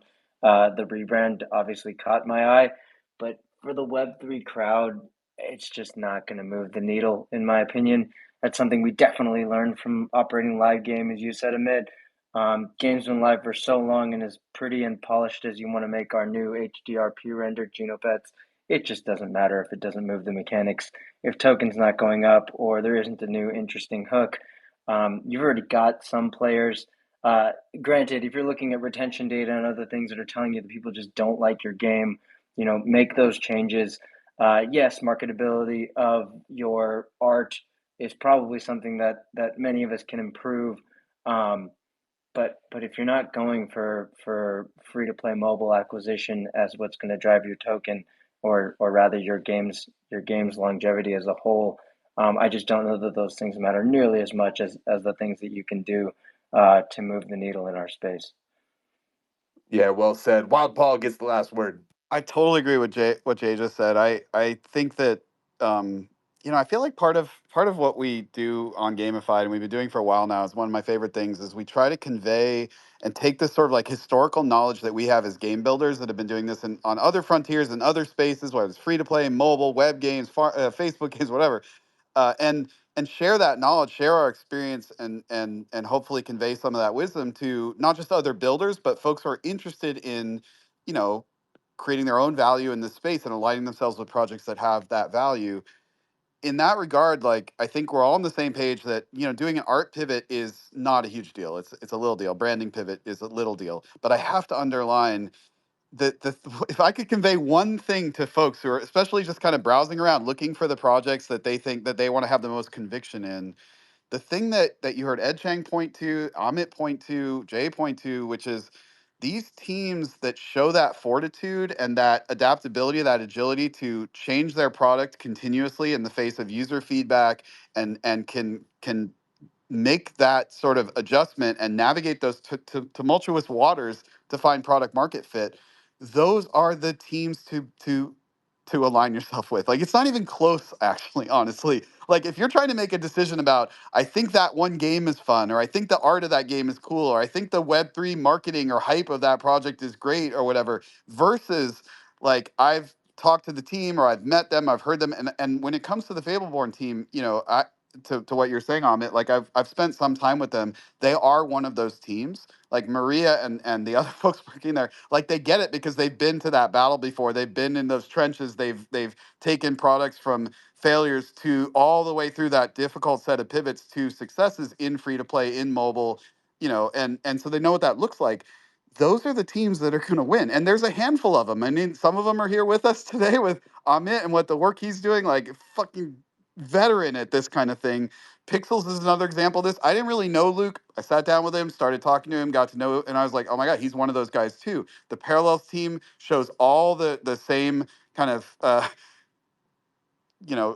characteristics that we're talking about here. There's a handful of teams, and honestly, it's really clear to see it. Once you start to identify that pattern, you can see the teams that have those characteristics, and that's all it takes when you're building games on a really agile frontier like this. It's those characteristics that make the difference between a team that is going to succeed or fail. So I just have to underline that part's a big deal. The branding isn't, but the pivoting, like Ed was pointing out, is the big deal.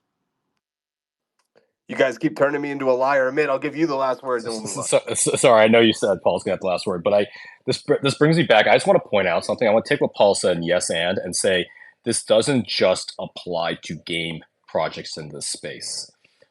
So one of the things, like very early on, if you remember the Sushi Swap, Uniswap, vampire attack, that was actually an existential moment for Uniswap. It was possible that Uniswap just died after that. In fact, you kind of see what's happening, what happened in the NFT space. And so there's a bit of that going on there too. And so the only reason Uniswap is still around is because they moved quickly. It was this idea of dev cycle speed. And so when I look for, like, if there's a single KPI that I would look for me personally looking into, and again, not financial advice, but what I look for when I invest or do whatever, it's literally that. It's that dev cycle speed. How quickly are people responding? And that, and like, because they ended up launching Unitoken, we're still using Uniswap today.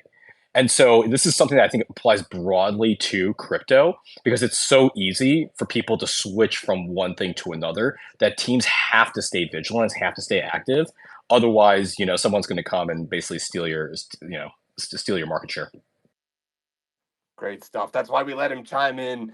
Branching out in a groundbreaking leap, Jesus, I can't read. Avalanche is bringing beloved game Maple's story into the leafy groves of Web3, promising to plant its cherished saga in the fertile soil of Web3 technology. And as our sponsor, they're proudly proclaimed as the official blockchain of Gamified. Perched at the peak of innovation, Avalanche's subnets stand as mighty oaks in the forest of technology, enabling creators to craft and cultivate environments with unmatched precision and autonomy. And built on Avalanche, you know it's shrapnel. Ladies and gentlemen, target your attention to the titan of tactics, the detonator of digital domination. Starting May 23rd for a pulse-pounding 72 hours, you'll be able to dive into the sacrifice zone yet again, where you can collect skin fragments, forge your firepower into fearsome weapon skins, trade those fragments and weapon skins on the marketplace, where strategy meets supply and demand detonates deals.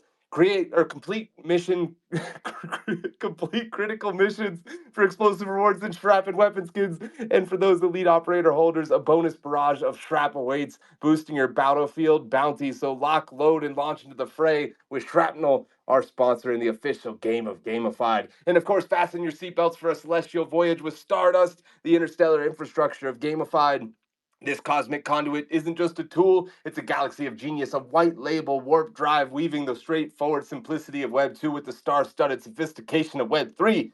Navigating the nebula of over 150 chains, harnessing the power of every single EVM, including our boys here at Avalanche. Stardust operates as a supreme starship, steward of your in-game gold and galactic guardian of your gamers' games. Big thanks to the sponsor, or to our sponsor, Stardust, the official infrastructure of Gamified. And real quick note, Snooch, King Snooch, friend of the show, is doing a parallel marathon 24 hours to help fight cancer, a cause really close to him. One of his family members going through it right now, so we want to support Big King Snooch and his family. Shout out for trying to do that for a good cause. Ellie, also one of our favorite gaming KOLs, she's going to be fighting at Karate Combat at Consensus in about a week, and she's doing a charity mint to help end sex trafficking. I believe Parallel actually won the last charity mint, so it's going to be whoever wins the NFTs gets to be on her jersey while she's like walking out and doing the promo stuff, etc. And she's already raised like $10,000 or $20,000. So big shout out to her as well, and the amazing things that some of our Web3 cohort are doing to help not only Web3 gaming, but just the world in general. You love to see it. We're jumping in with the next topic. We got versus speculators versus gamers and the value that they represent. This is a hot take coming from our boy Jay, who's up here on the panel out of GenoPets. He says, the idea that, quote, good games, unquote, will drive enough player spend to sustain multi-billion-dollar token economies is next to impossible. He says Tencent and major publishers have the teams, money to acquire, and time to build and toss games until they find something that works. We actually just talked about that on the last topic. He says next to no one in this space is equipped in that same way. Games need net new flow of capital to the economy to come from somewhere other than player spend. So where's that going to be? For Web 2 games, that was ads. But how will ads contribute to token economies unless you buy back tokens with ad money? Even then, can you sustain a multi-billion-dollar revenue or token fully diluted value? In Web3, the other source of capital to token is speculation. Financialization drives speculation, but we all know that that doesn't last. Jay, do you want to elaborate on this point at all? I know it's something near and dear to your heart. Then we'll go around in the hands. Yes, please. Thank you for having me up here again and for this topic that I literally is the only thing I think about every single day. If you see me post that we're rebranding GenoPets and not doing something to move this needle, please just flood my bags all day long. I am only focused on this for our community. Anyone out there listening knows and has had side conversations with me knows that this is the only thing that matters in Web3. I came to this space having never built a game before. I somehow managed to create a game that a lot of people ended up playing and kept playing through the bear, and then realized that everything I thought I knew about games, or maybe learned from people like on this panel about making good games, just kind of doesn't matter to our space. And I think that's a lens that some of us need to really remind ourselves of sometimes, is like, if you're not really capable of or committed to doing what has made billion-dollar game franchises work in the past, there's just no way you're going to make it in our space today. And in fact, I saw a lot of that from my own team and our own project, as we did fight through the bear, and realized that, you know, it's just not practical to consider driving enough token volume through player spend unless you're. I'll call out Casino and Sinjin. I hope you have some things to say here, because I know we had that conversation as well. Because yes, in Casino or online style gambling ish games, there is that propensity to spend with the hope that you win and you're okay losing over and over. PvP, real money games potentially have a space there too, where people are willing to just spend, but your free to play game players just don't generate enough revenue to ever make it move a token in the way that we've talked about. That point on ads, I think, is something interesting that I've been thinking about, because a lot of traditional investors have been telling games. I don't know if any of you have traditional investors on your tables, but traditional investors have been telling Web3 gamers, you've got insane retention, just show ads and get money to come in that way. And while that may be true and we may be able to generate some revenue that can keep our runway going longer, none of that's going to help with our token. So, do you play that long game and extend your runway through some traditional ways of making money as a game with good retention, do work in Web 2? Or do you take another bet in Web 3 and do something works for speculators, and works keenly for our industry? So, yeah, to the topic of, do gamers matter, or is it really just speculators? I think that's how you worded it in our pre-notes. I'm going all the way on the speculator side of the equation at the moment, just saying, if you don't get a good economy stood up that is generating returns for the players willing to put thousands or hundreds of thousands of dollars into your game economy, you're just not going to make it. A whale in a Web3 game will spend hundreds of or thousands of dollars. Your Web2 player maybe nets out at 1,000 on a regular basis. Yes, there are outliers, and maybe two of the creators of the outliers are on this panel, but there's not any room for anyone else to build there. I'll stop my tirade, because you did read most of my piece at the onset. But yeah, please, Sam. Thank you. Yeah, of course. I know Amit has to jet in a second, so I'm going to send it over to him first. Amit, your thoughts on Jay's thesis here? I think the answer is kind of both. So if you go 100% speculation, there's no bottom, and it essentially turns into a Ponzi, right? So at some point, the net new inflows dry up, and you're not able to sustain the last round of players that come in. I have this thing I say, and I think it's somewhat controversial, so maybe it's good for this. Is that there's only a few forms of alpha in crypto, and for NFTs, that it's, I like the art. For games, is I think the game is fun, right? And for like communities, it's, oh, I like to connect with these people. And so there's actually like a product of like intrinsic value that exists that's outside of speculation.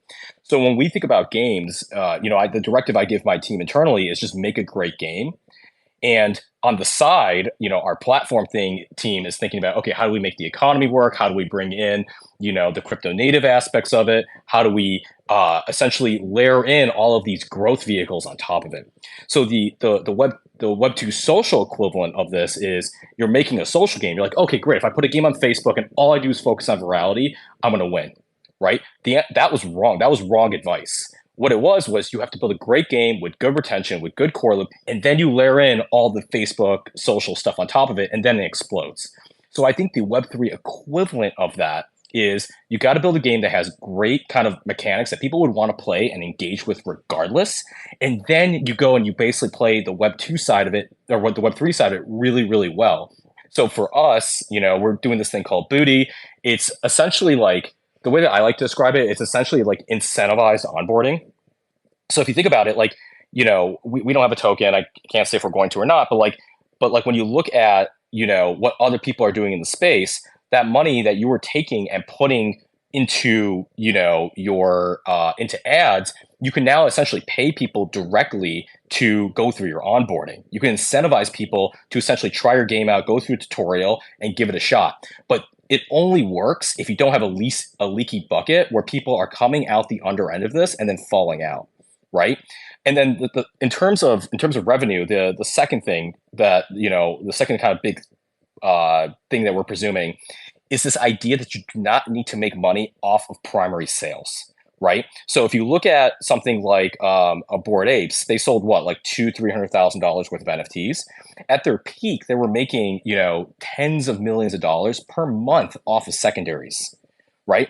And so there's this idea that if you create a vibrant ecosystem where people want to engage, and there's a group of people that all they're doing is engaging with the game because they think it's fun, because they want to essentially like build guilds and connect with people and do all the things that we do when we play games and get that kind of dopamine hit from it. Those people and their activities, and they're like, I don't care about the financial part of this, is what sustains the entire thing. Then if you layer the speculators on top of it, you end up getting this explosive effect. So I think that there's actually like an opportunity to hit $1 billion, but it's not going to look in the way that it did before, where it's like, you're selling in-app purchases. It's going to end up being, through these other kind of revenue channels. And my personal bet is that I think the majority of it's going to come from secondary. And one reason why, as a bunch of creators up here, we need to protect creator royalties. Well said, Amit. One of many of the great points that you've made on this show. Appreciate you joining us yet again. Can't wait to have you back again in the future, my man. I think Doug from Shrapnel had the hand up next. Yeah, I fully agree with everything that Jay brought to the table with this point. And for me, like, I think where we have the opportunity to address the speculators is something that is a vision that I share with Paul, and that's specifically around gaming the viewers and the viewing experience of the game that we're building. Like, there's something there. When I explain it to my team, I describe it as something like, imagine building the Hunger Games inside of our ecosystem. Like, we need to create essentially these ways for people to get involved, to support creators inside of a game, and to have a more gamified direct experience inside of them.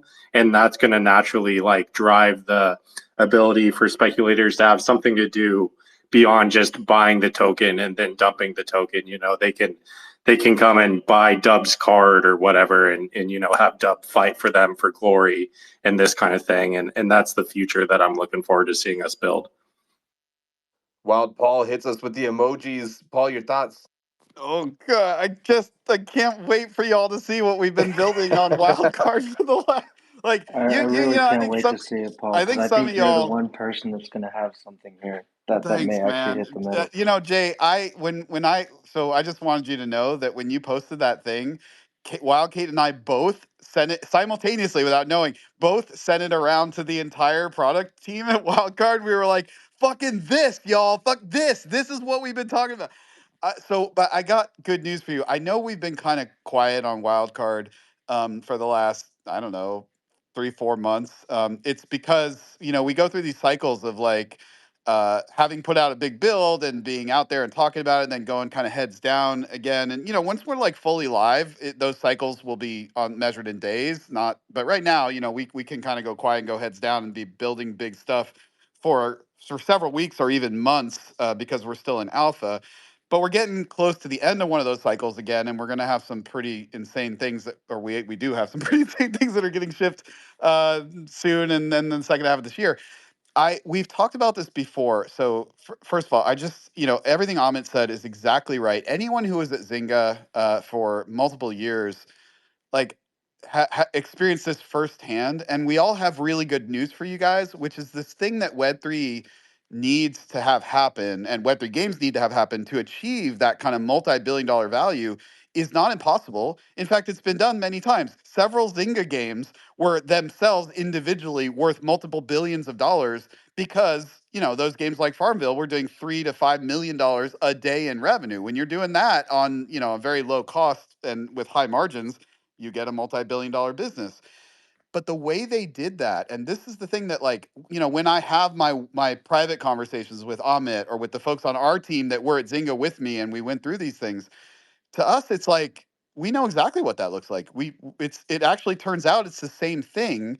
It is, you have to, and again, I'm trying to go on less of a rant than I did, like, I think it was like a month ago when we hit the same topic, but you have to Talk your build. shit, Paul. Okay, you have to build an ecosystem that has those different types of user cohorts all existing together in a complementary way. It's not about building just a game that competitors want to play or just a game that whales want to whale into and whatever. It's actually about, you have to, it's this formula that, and it's not easy to get. Like, I can sit here and I can describe it to you, but I can't go snap my fingers and make it happen. In fact, my experience at Zynga and my experience today is the only way you create an ecosystem that adheres to this formula and is able to pull this off is through the stuff we were talking about earlier. Rapid iteration, lots of pivots, testing, analytics, and basically by hiring the people who have done this before to know how to do this and have seen what success looks like. Because when you go look at one of those Zynga games like Farmville, what you find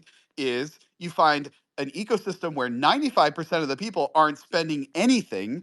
4% of the people are spending a decent amount, and 1% of the people are spending all of that $3 to $5 million a day.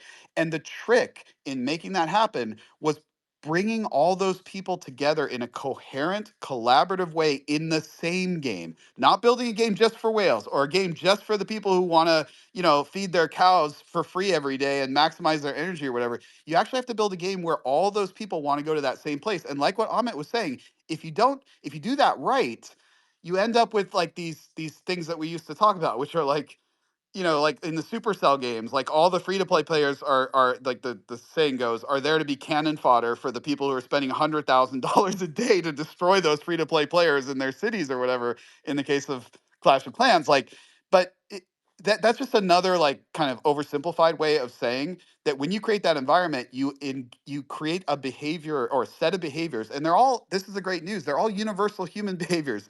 There are things like vanity. Like, we used to make jokes about this at Zynga because it's the seven deadly sins. It actually is. It's vanity, it's greed, it's sloth. Like, people will pay to make things go faster because they're lazy. They'll pay for really fancy, shiny looking cows because they're vain. They'll pay, whatever. But that's like a negative way of saying it. But the reality of it is those human natures are the same. And if you create an environment where those human natures can express themselves at the scale of somebody who's just in there to do it for free and someone who wants to do it for $100,000 a day, you will unlock that same thing that free to play unlocked. And in my opinion, and I know Amit's opinion, this the potential to do this in Web3 is greater than it has existed in any other moment in games. Web3 is actually the place to do this. Like, free to play is decent, but Web3 is like the ultimate version of this. So the products that do get here and that end up with people spending $100,000 a day alongside people spending nothing a day to play in that same environment at the scale of millions of gamers are going to unlock something that is, I think, even greater than the most successful games we ever saw in free to play. And that's coming. It's happening.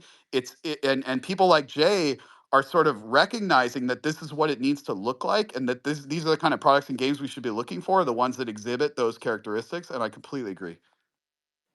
Couple of new Thanks, Paul. challengers are joining us from the audience. We got Animositas and Corey, but first I want to go to the Titan of Taboo who hasn't chimed in yet. We're going to Sinjin. Yeah, Sam was concerned I was sleeping, but I said it wasn't controversial enough for me to jump in. So here I go.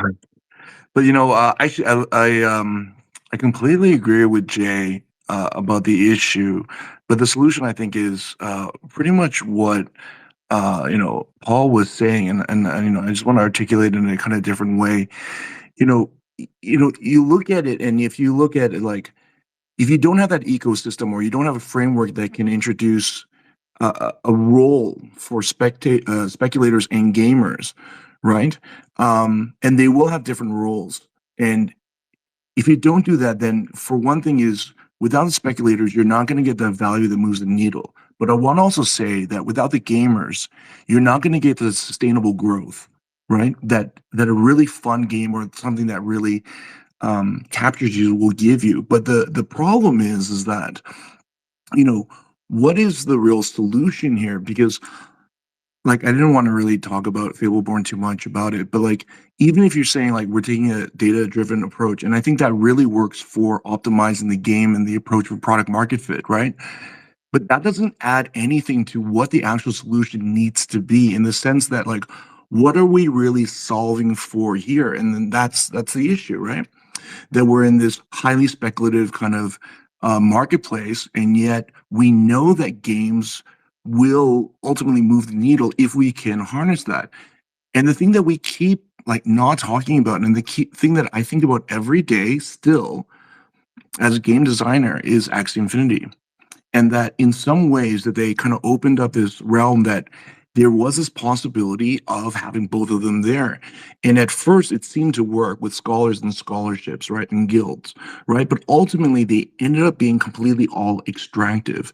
So the gamer side, that if you don't have that, right, even if you have the speculators on board, right, they will drive the game to zero, even though there seems to be this progress and there seems to be this hype and there seems to be this engagement. For us, our approach has been very different. Like we're doing an old school PC kind of approach.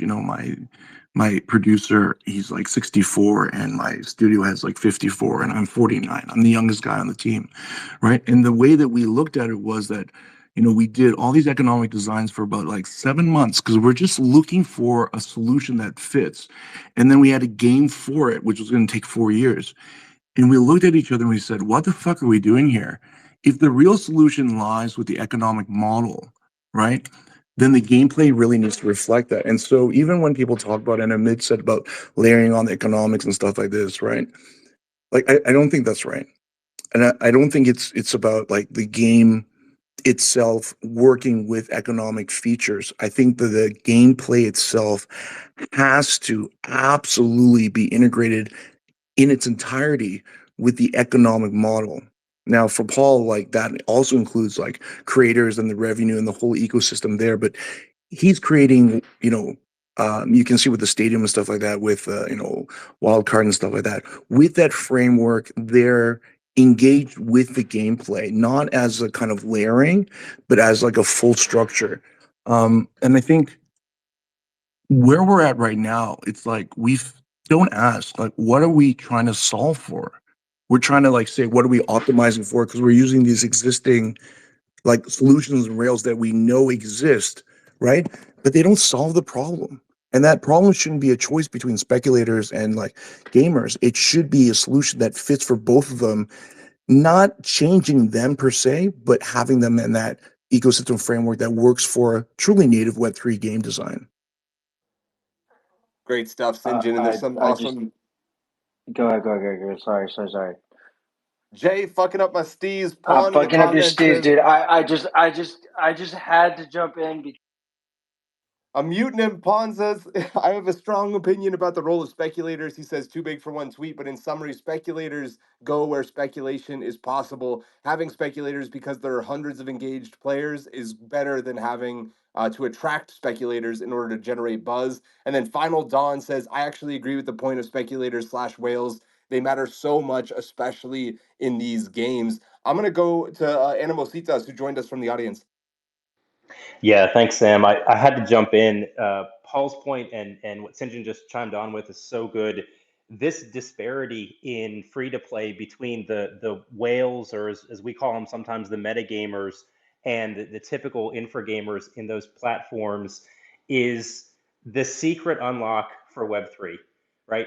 We have for at least a decade now seen so many projects in Web2 try and find ways to pit these groups against each other as little as possible while maintaining exactly that 1-2% of the population that's paying all of the bills in the games, where the dev teams can build out these fun game loops for the free to play that will never spend a dime, but they can successfully monetize those high spenders for that 97% of the pie that they're actually paying for the game development loop and the profit for the studio.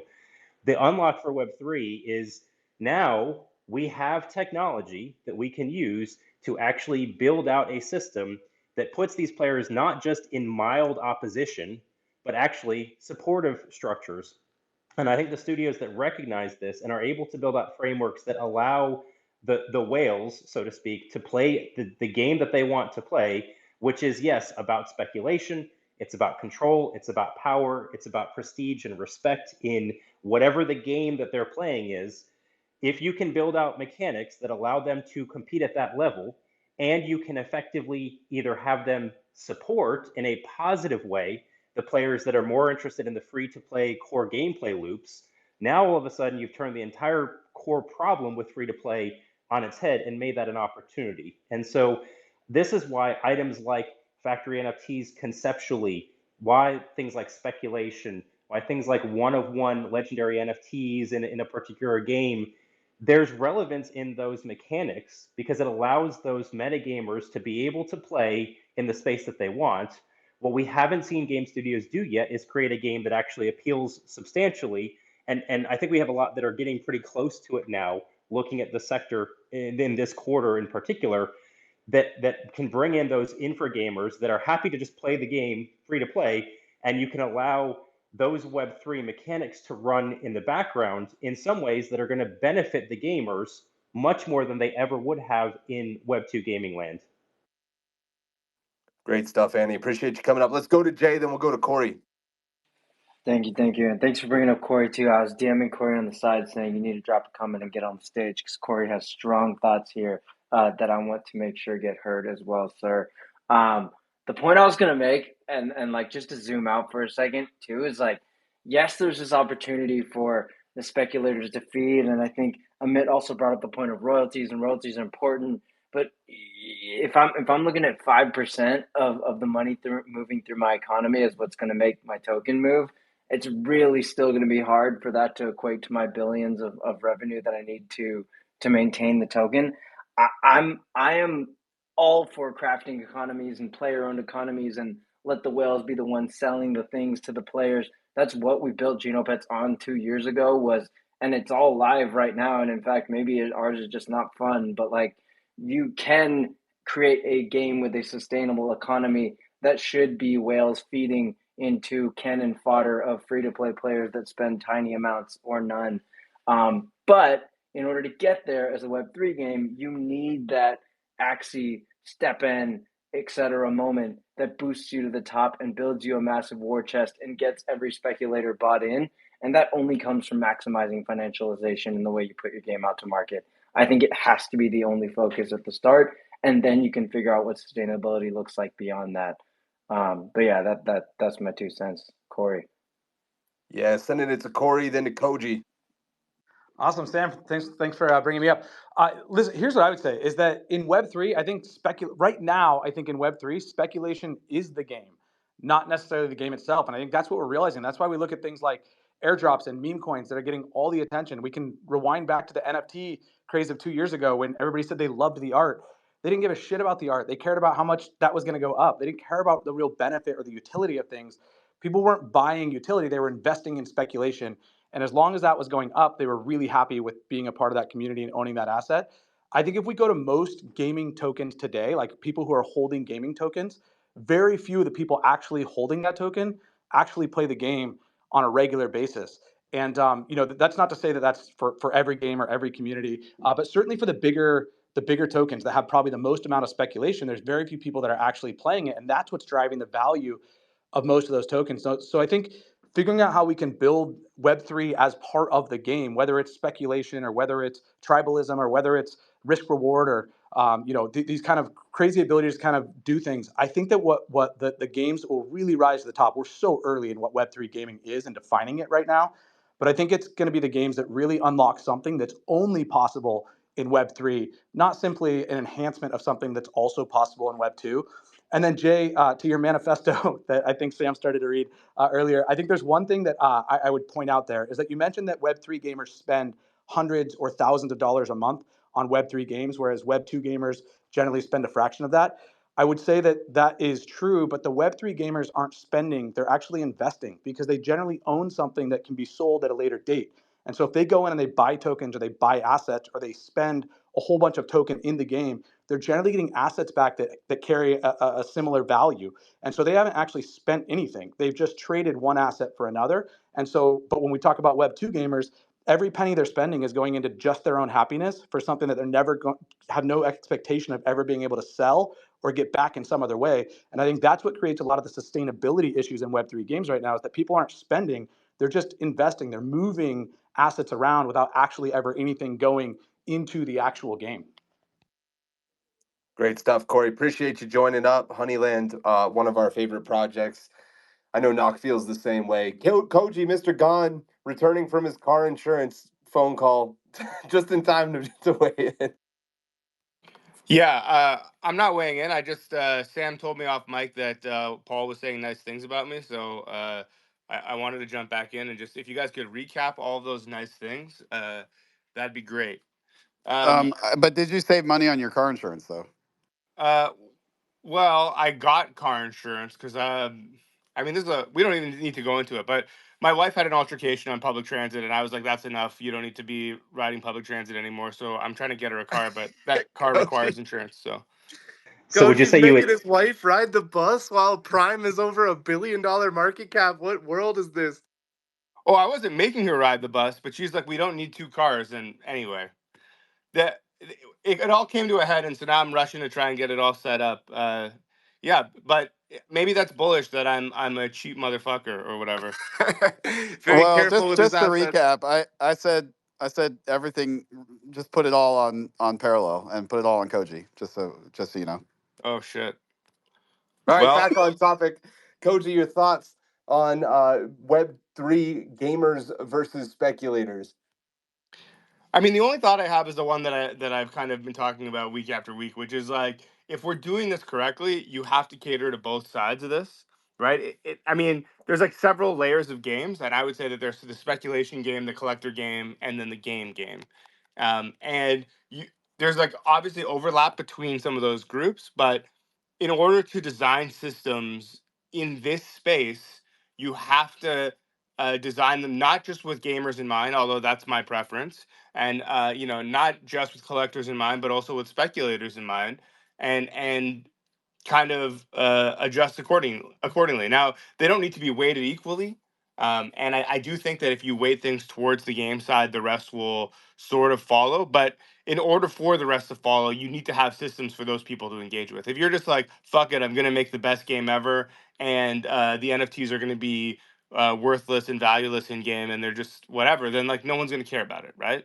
Um, so you have to figure out a way to make them front and center, make them collectible, because everyone loves to like rip open packs, or it can't just be a single asset that anyone can get at any time, because that doesn't scratch the itch that I'm looking for. And I say this as a card gamer, obviously.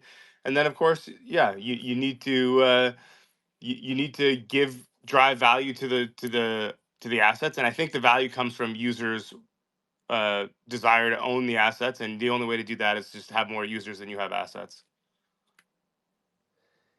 Maria from Fableborne adds, we need to stop being the fun police, instead deeply understand what's fun for different audiences and deliver different experiences for them. Very holistic way of looking at it there. Shula in the audience says, Animositas is right on. A free-to-play game that abstracts the blockchain layer away and just caters to players who want to play the game is definitely the way to go. Not going to plug myself here, but this is what we are building. Shula, of course, I don't know what he's working on. I can't tell. He used to be a Star Atlas, but check out what Shula's doing now, I guess. And then Meng says, free-to-play players, time and effort spending games will be bought by whales that don't have time but wanted to compete in the big league. Yeah, there's obviously ways that a lot of people can engage here and still have a holistic experience. We have 10 more minutes left in the show. This topic has absolutely dominated the second half. We're going to keep it going. I want to hear from Sinjin, and then we're going to send it to Knock for the first time on this topic. I want to say that actually the speculation game for a period of time was actually won. You had Axie and then you had Peg Axie and Corbata and stuff like this. But what people found was that once the veil of playing this game for somewhat of culture and fun was taken away, then everyone and these massive guilds that formed all through first Axie started to, target certain games, and games were being developed that way because, they could attract these guilds right away as their core user base and then get all this hype and funding for it. right? And then the games all died fast as fuck. And the reason why was because the game design were not robust enough or structured enough to handle this level of speculation. And so then, we came back to what should the game be? Well, it needs to have a degree of sustainability or structure to solve in the gameplay, that it can't just be all about extraction. And so we keep forgetting this kind of issue of what kind of started it. I honestly would say to everybody here, please go and think about Axie Infinity one more time. We kind of like, in this cycle of speculation and everything else like that, we're kind of looking for the newest thing, and we're looking for what we can optimize a product market fit or whatever like that. And are we going to solve the speculation? And I think the speculation in the game and how it derives value, I think that's already been proven from Axie Infinity. That's why we're already here. But then there's this other aspect now of the attention economy, getting funding, going over the noise and stuff like that, because we can't use that original model anymore because we know it's broken. But it did work, right? And the other thing that gets me as a fucking game designer is that these motherfuckers, you think you're going to change your game fundamentally every like 2 months? Like, we're building games here. They just have to have amount of like front loaded design in it to be robust to actually make it work. I'll end it there. Short and sweet for Sinjin. Appreciate that. Knock, going to you. Man, maybe a little bit of a hot take here. We like to talk about and brag about like ARPU and how much money people in the space are spending, but then when it comes to have like a conversation about what the demographic or what those users actually look like in practice, nobody wants to look at it and say, "Oh, well, we can't lean into the speculators too heavily." But let's be real here. The reason why you're seeing such a ridiculous ARPU relative to like traditional Web 2 games or average revenue per user is because the speculators are here. You're here building a game because you took a speculative bet on the technology. The reason why you were able to raise money for your game is because venture capitalists took a speculative bet both on your ability to build a game, but more importantly, a new technology. I think leaving Web 2 to go to a Web 3 audience where everybody in Web 2 already hates you by default because you have crypto enabled within your ecosystem, and then abandoning the crypto ecosystem as a way to appease traditional web 2 users by like abstracting away the blockchain layer is, to me, for lack of a better term, fucking insane. You've now pissed off both sides of the coins. Web 2 users hate you because you're in Web 3. Web 3 users hate you because you're not playing the Web 3 game. If you're in Web 3, play the Web 3 game. Does that mean that you You've got have to be respect.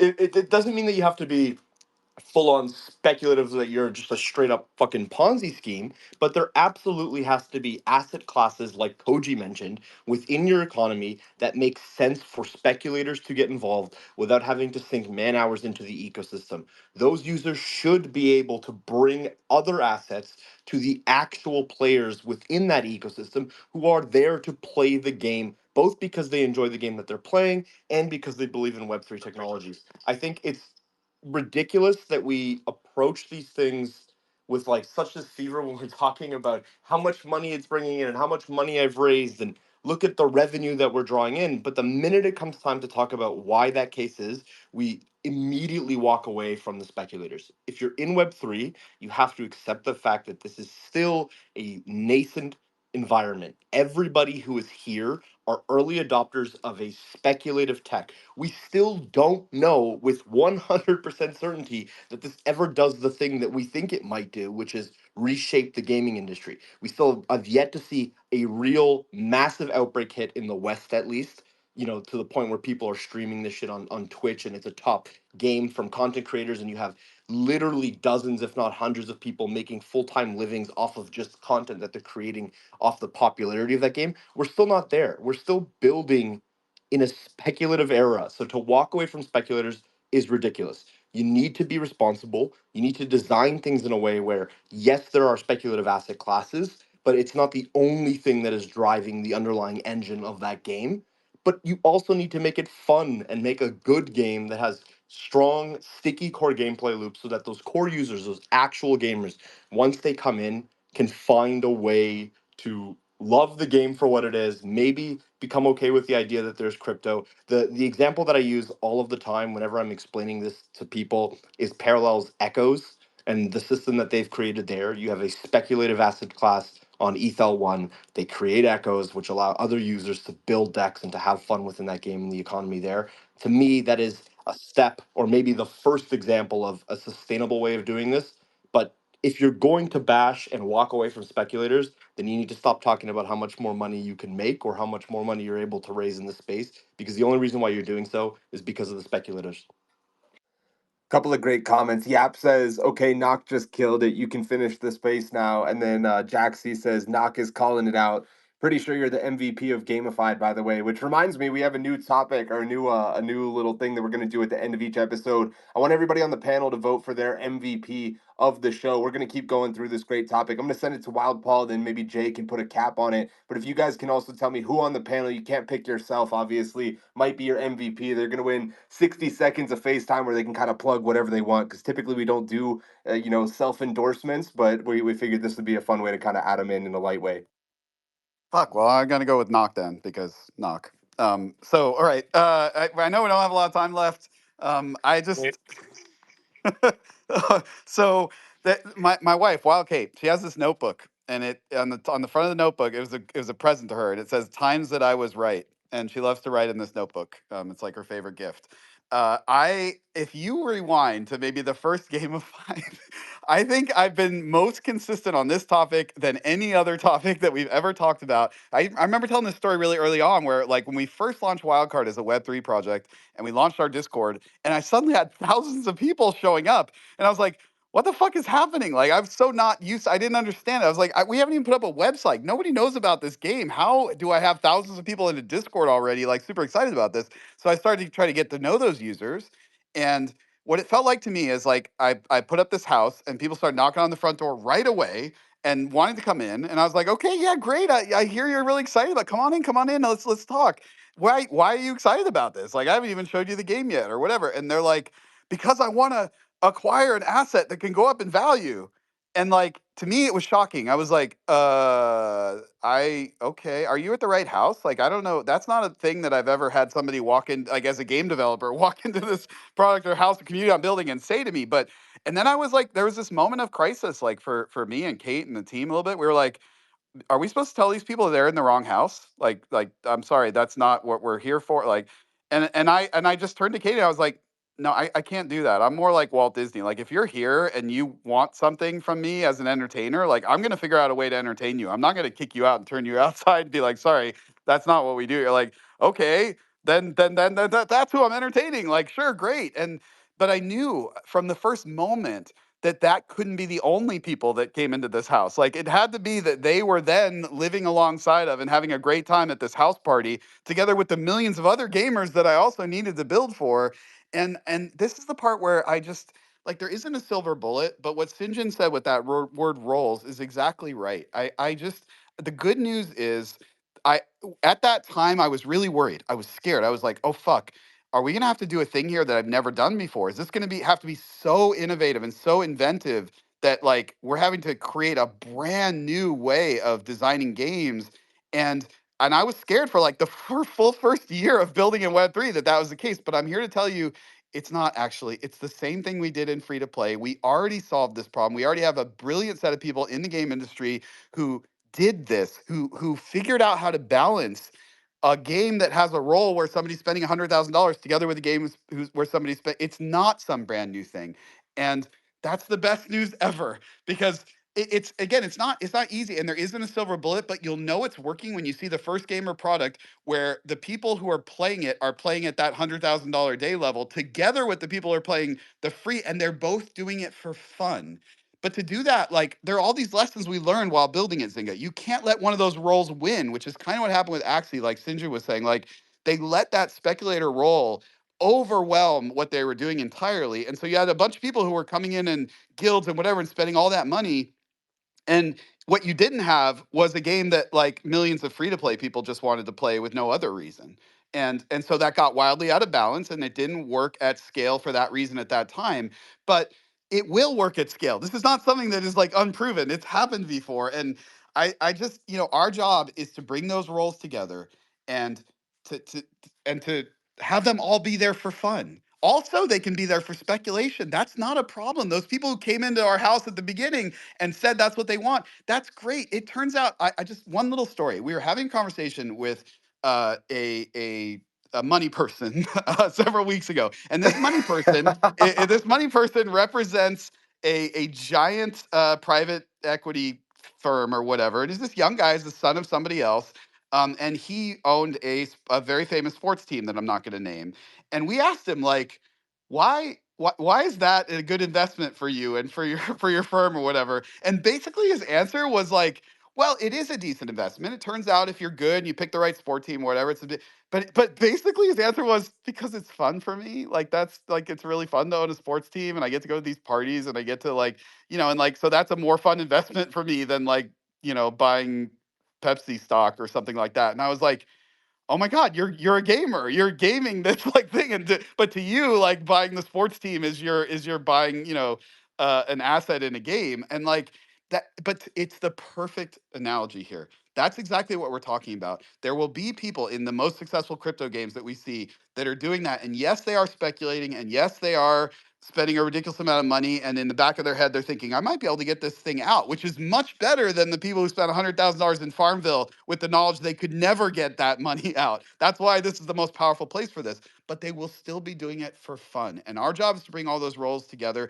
It's why secretly, and this is the first time and probably the last time I'm going to mention this, the thing that we've been working on in addition to Wildcard, this platform or protocol you guys have heard me talk about, internally, it's affectionately known as Crypto with Friends, because, like, that's our job, is to create a social, fun environment for those different roles to come together and to find themselves playing the same game in these very different ways, but not feel like they're playing a different game. Great stuff. I'm going to send it to Jay. Jay, give us your MVP and any final thoughts on this. We'll go a little bit after the bell, and then we'll wrap up. I was gonna give my MVP to Paul, but he already plugged himself enough in this space. I think we're gonna have to move on from that one. I just gotta say, this is definitely the group that's gonna figure it out, but we have to lean into speculation if we're gonna make it to a point where sustainability matters. Sustainability just doesn't matter if you don't have a large enough vehicle moving to sustain. That might be the point that I end on. But thank you again for having me and making this the topic of the space. Appreciate you. Pirate Master Murdoch in the comments says he would give it to a Mitt from Pirate Nation. I'd be inclined to agree with you. Unfortunately, he's not here anymore to be able to take those 60 seconds of FaceTime. I am going to give one of the NFTs that we have, I think the Love Monster, or let's give it Gangsters Arena to Pirate Master Murdoch. He's been super active the entire show. Pawn also had a great comment earlier. He's going to win a Love Monster NFT. And then we're going to give Final Dawn, who I also read a comment off. We're going to give you the other Gangsters Arena, if I'm doing the math right on what we had to give away. Sinjin, tagging you in, who's your MVP of the show? It's Ed Chang, because normally he sounds like a soulless corporate suit and doesn't say anything that really resounds with me. But for today, I was very impressed. I thought like someone replaced him or whatever like that. I thought he had great takes. They were very insightful, and yeah, I'm willing to give credit where it's due. Ed, well done. Ed, who's your MVP Oh on my that note? God, I'm actually laughing. This is hilarious. Thank you, Sinjin. The best backhanded compliment a man could receive. Who? I have a feeling you're not picking Sinjin in turn then. Is it my turn? Yeah. Who would you pick for MVP of the show? I'm gonna go with Jay, not just because we share a same last name, but because this is his first official appearance, and the man is passionate. He's into it, and you got to have him back. Andy turned his treadmill off for us, so whenever his pants don't fit anymore, he can thank the Gamified panel. I'm taking it back for Knock. I'm giving it to J2. Sorry. Oh, okay. Yeah, he did give us a great topic, kicked it off for an entire hour. Lems, your MVP of the episode.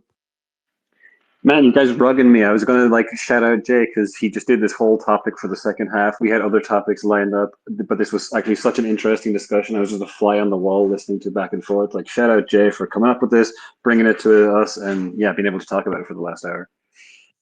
Dub, what's your MVP?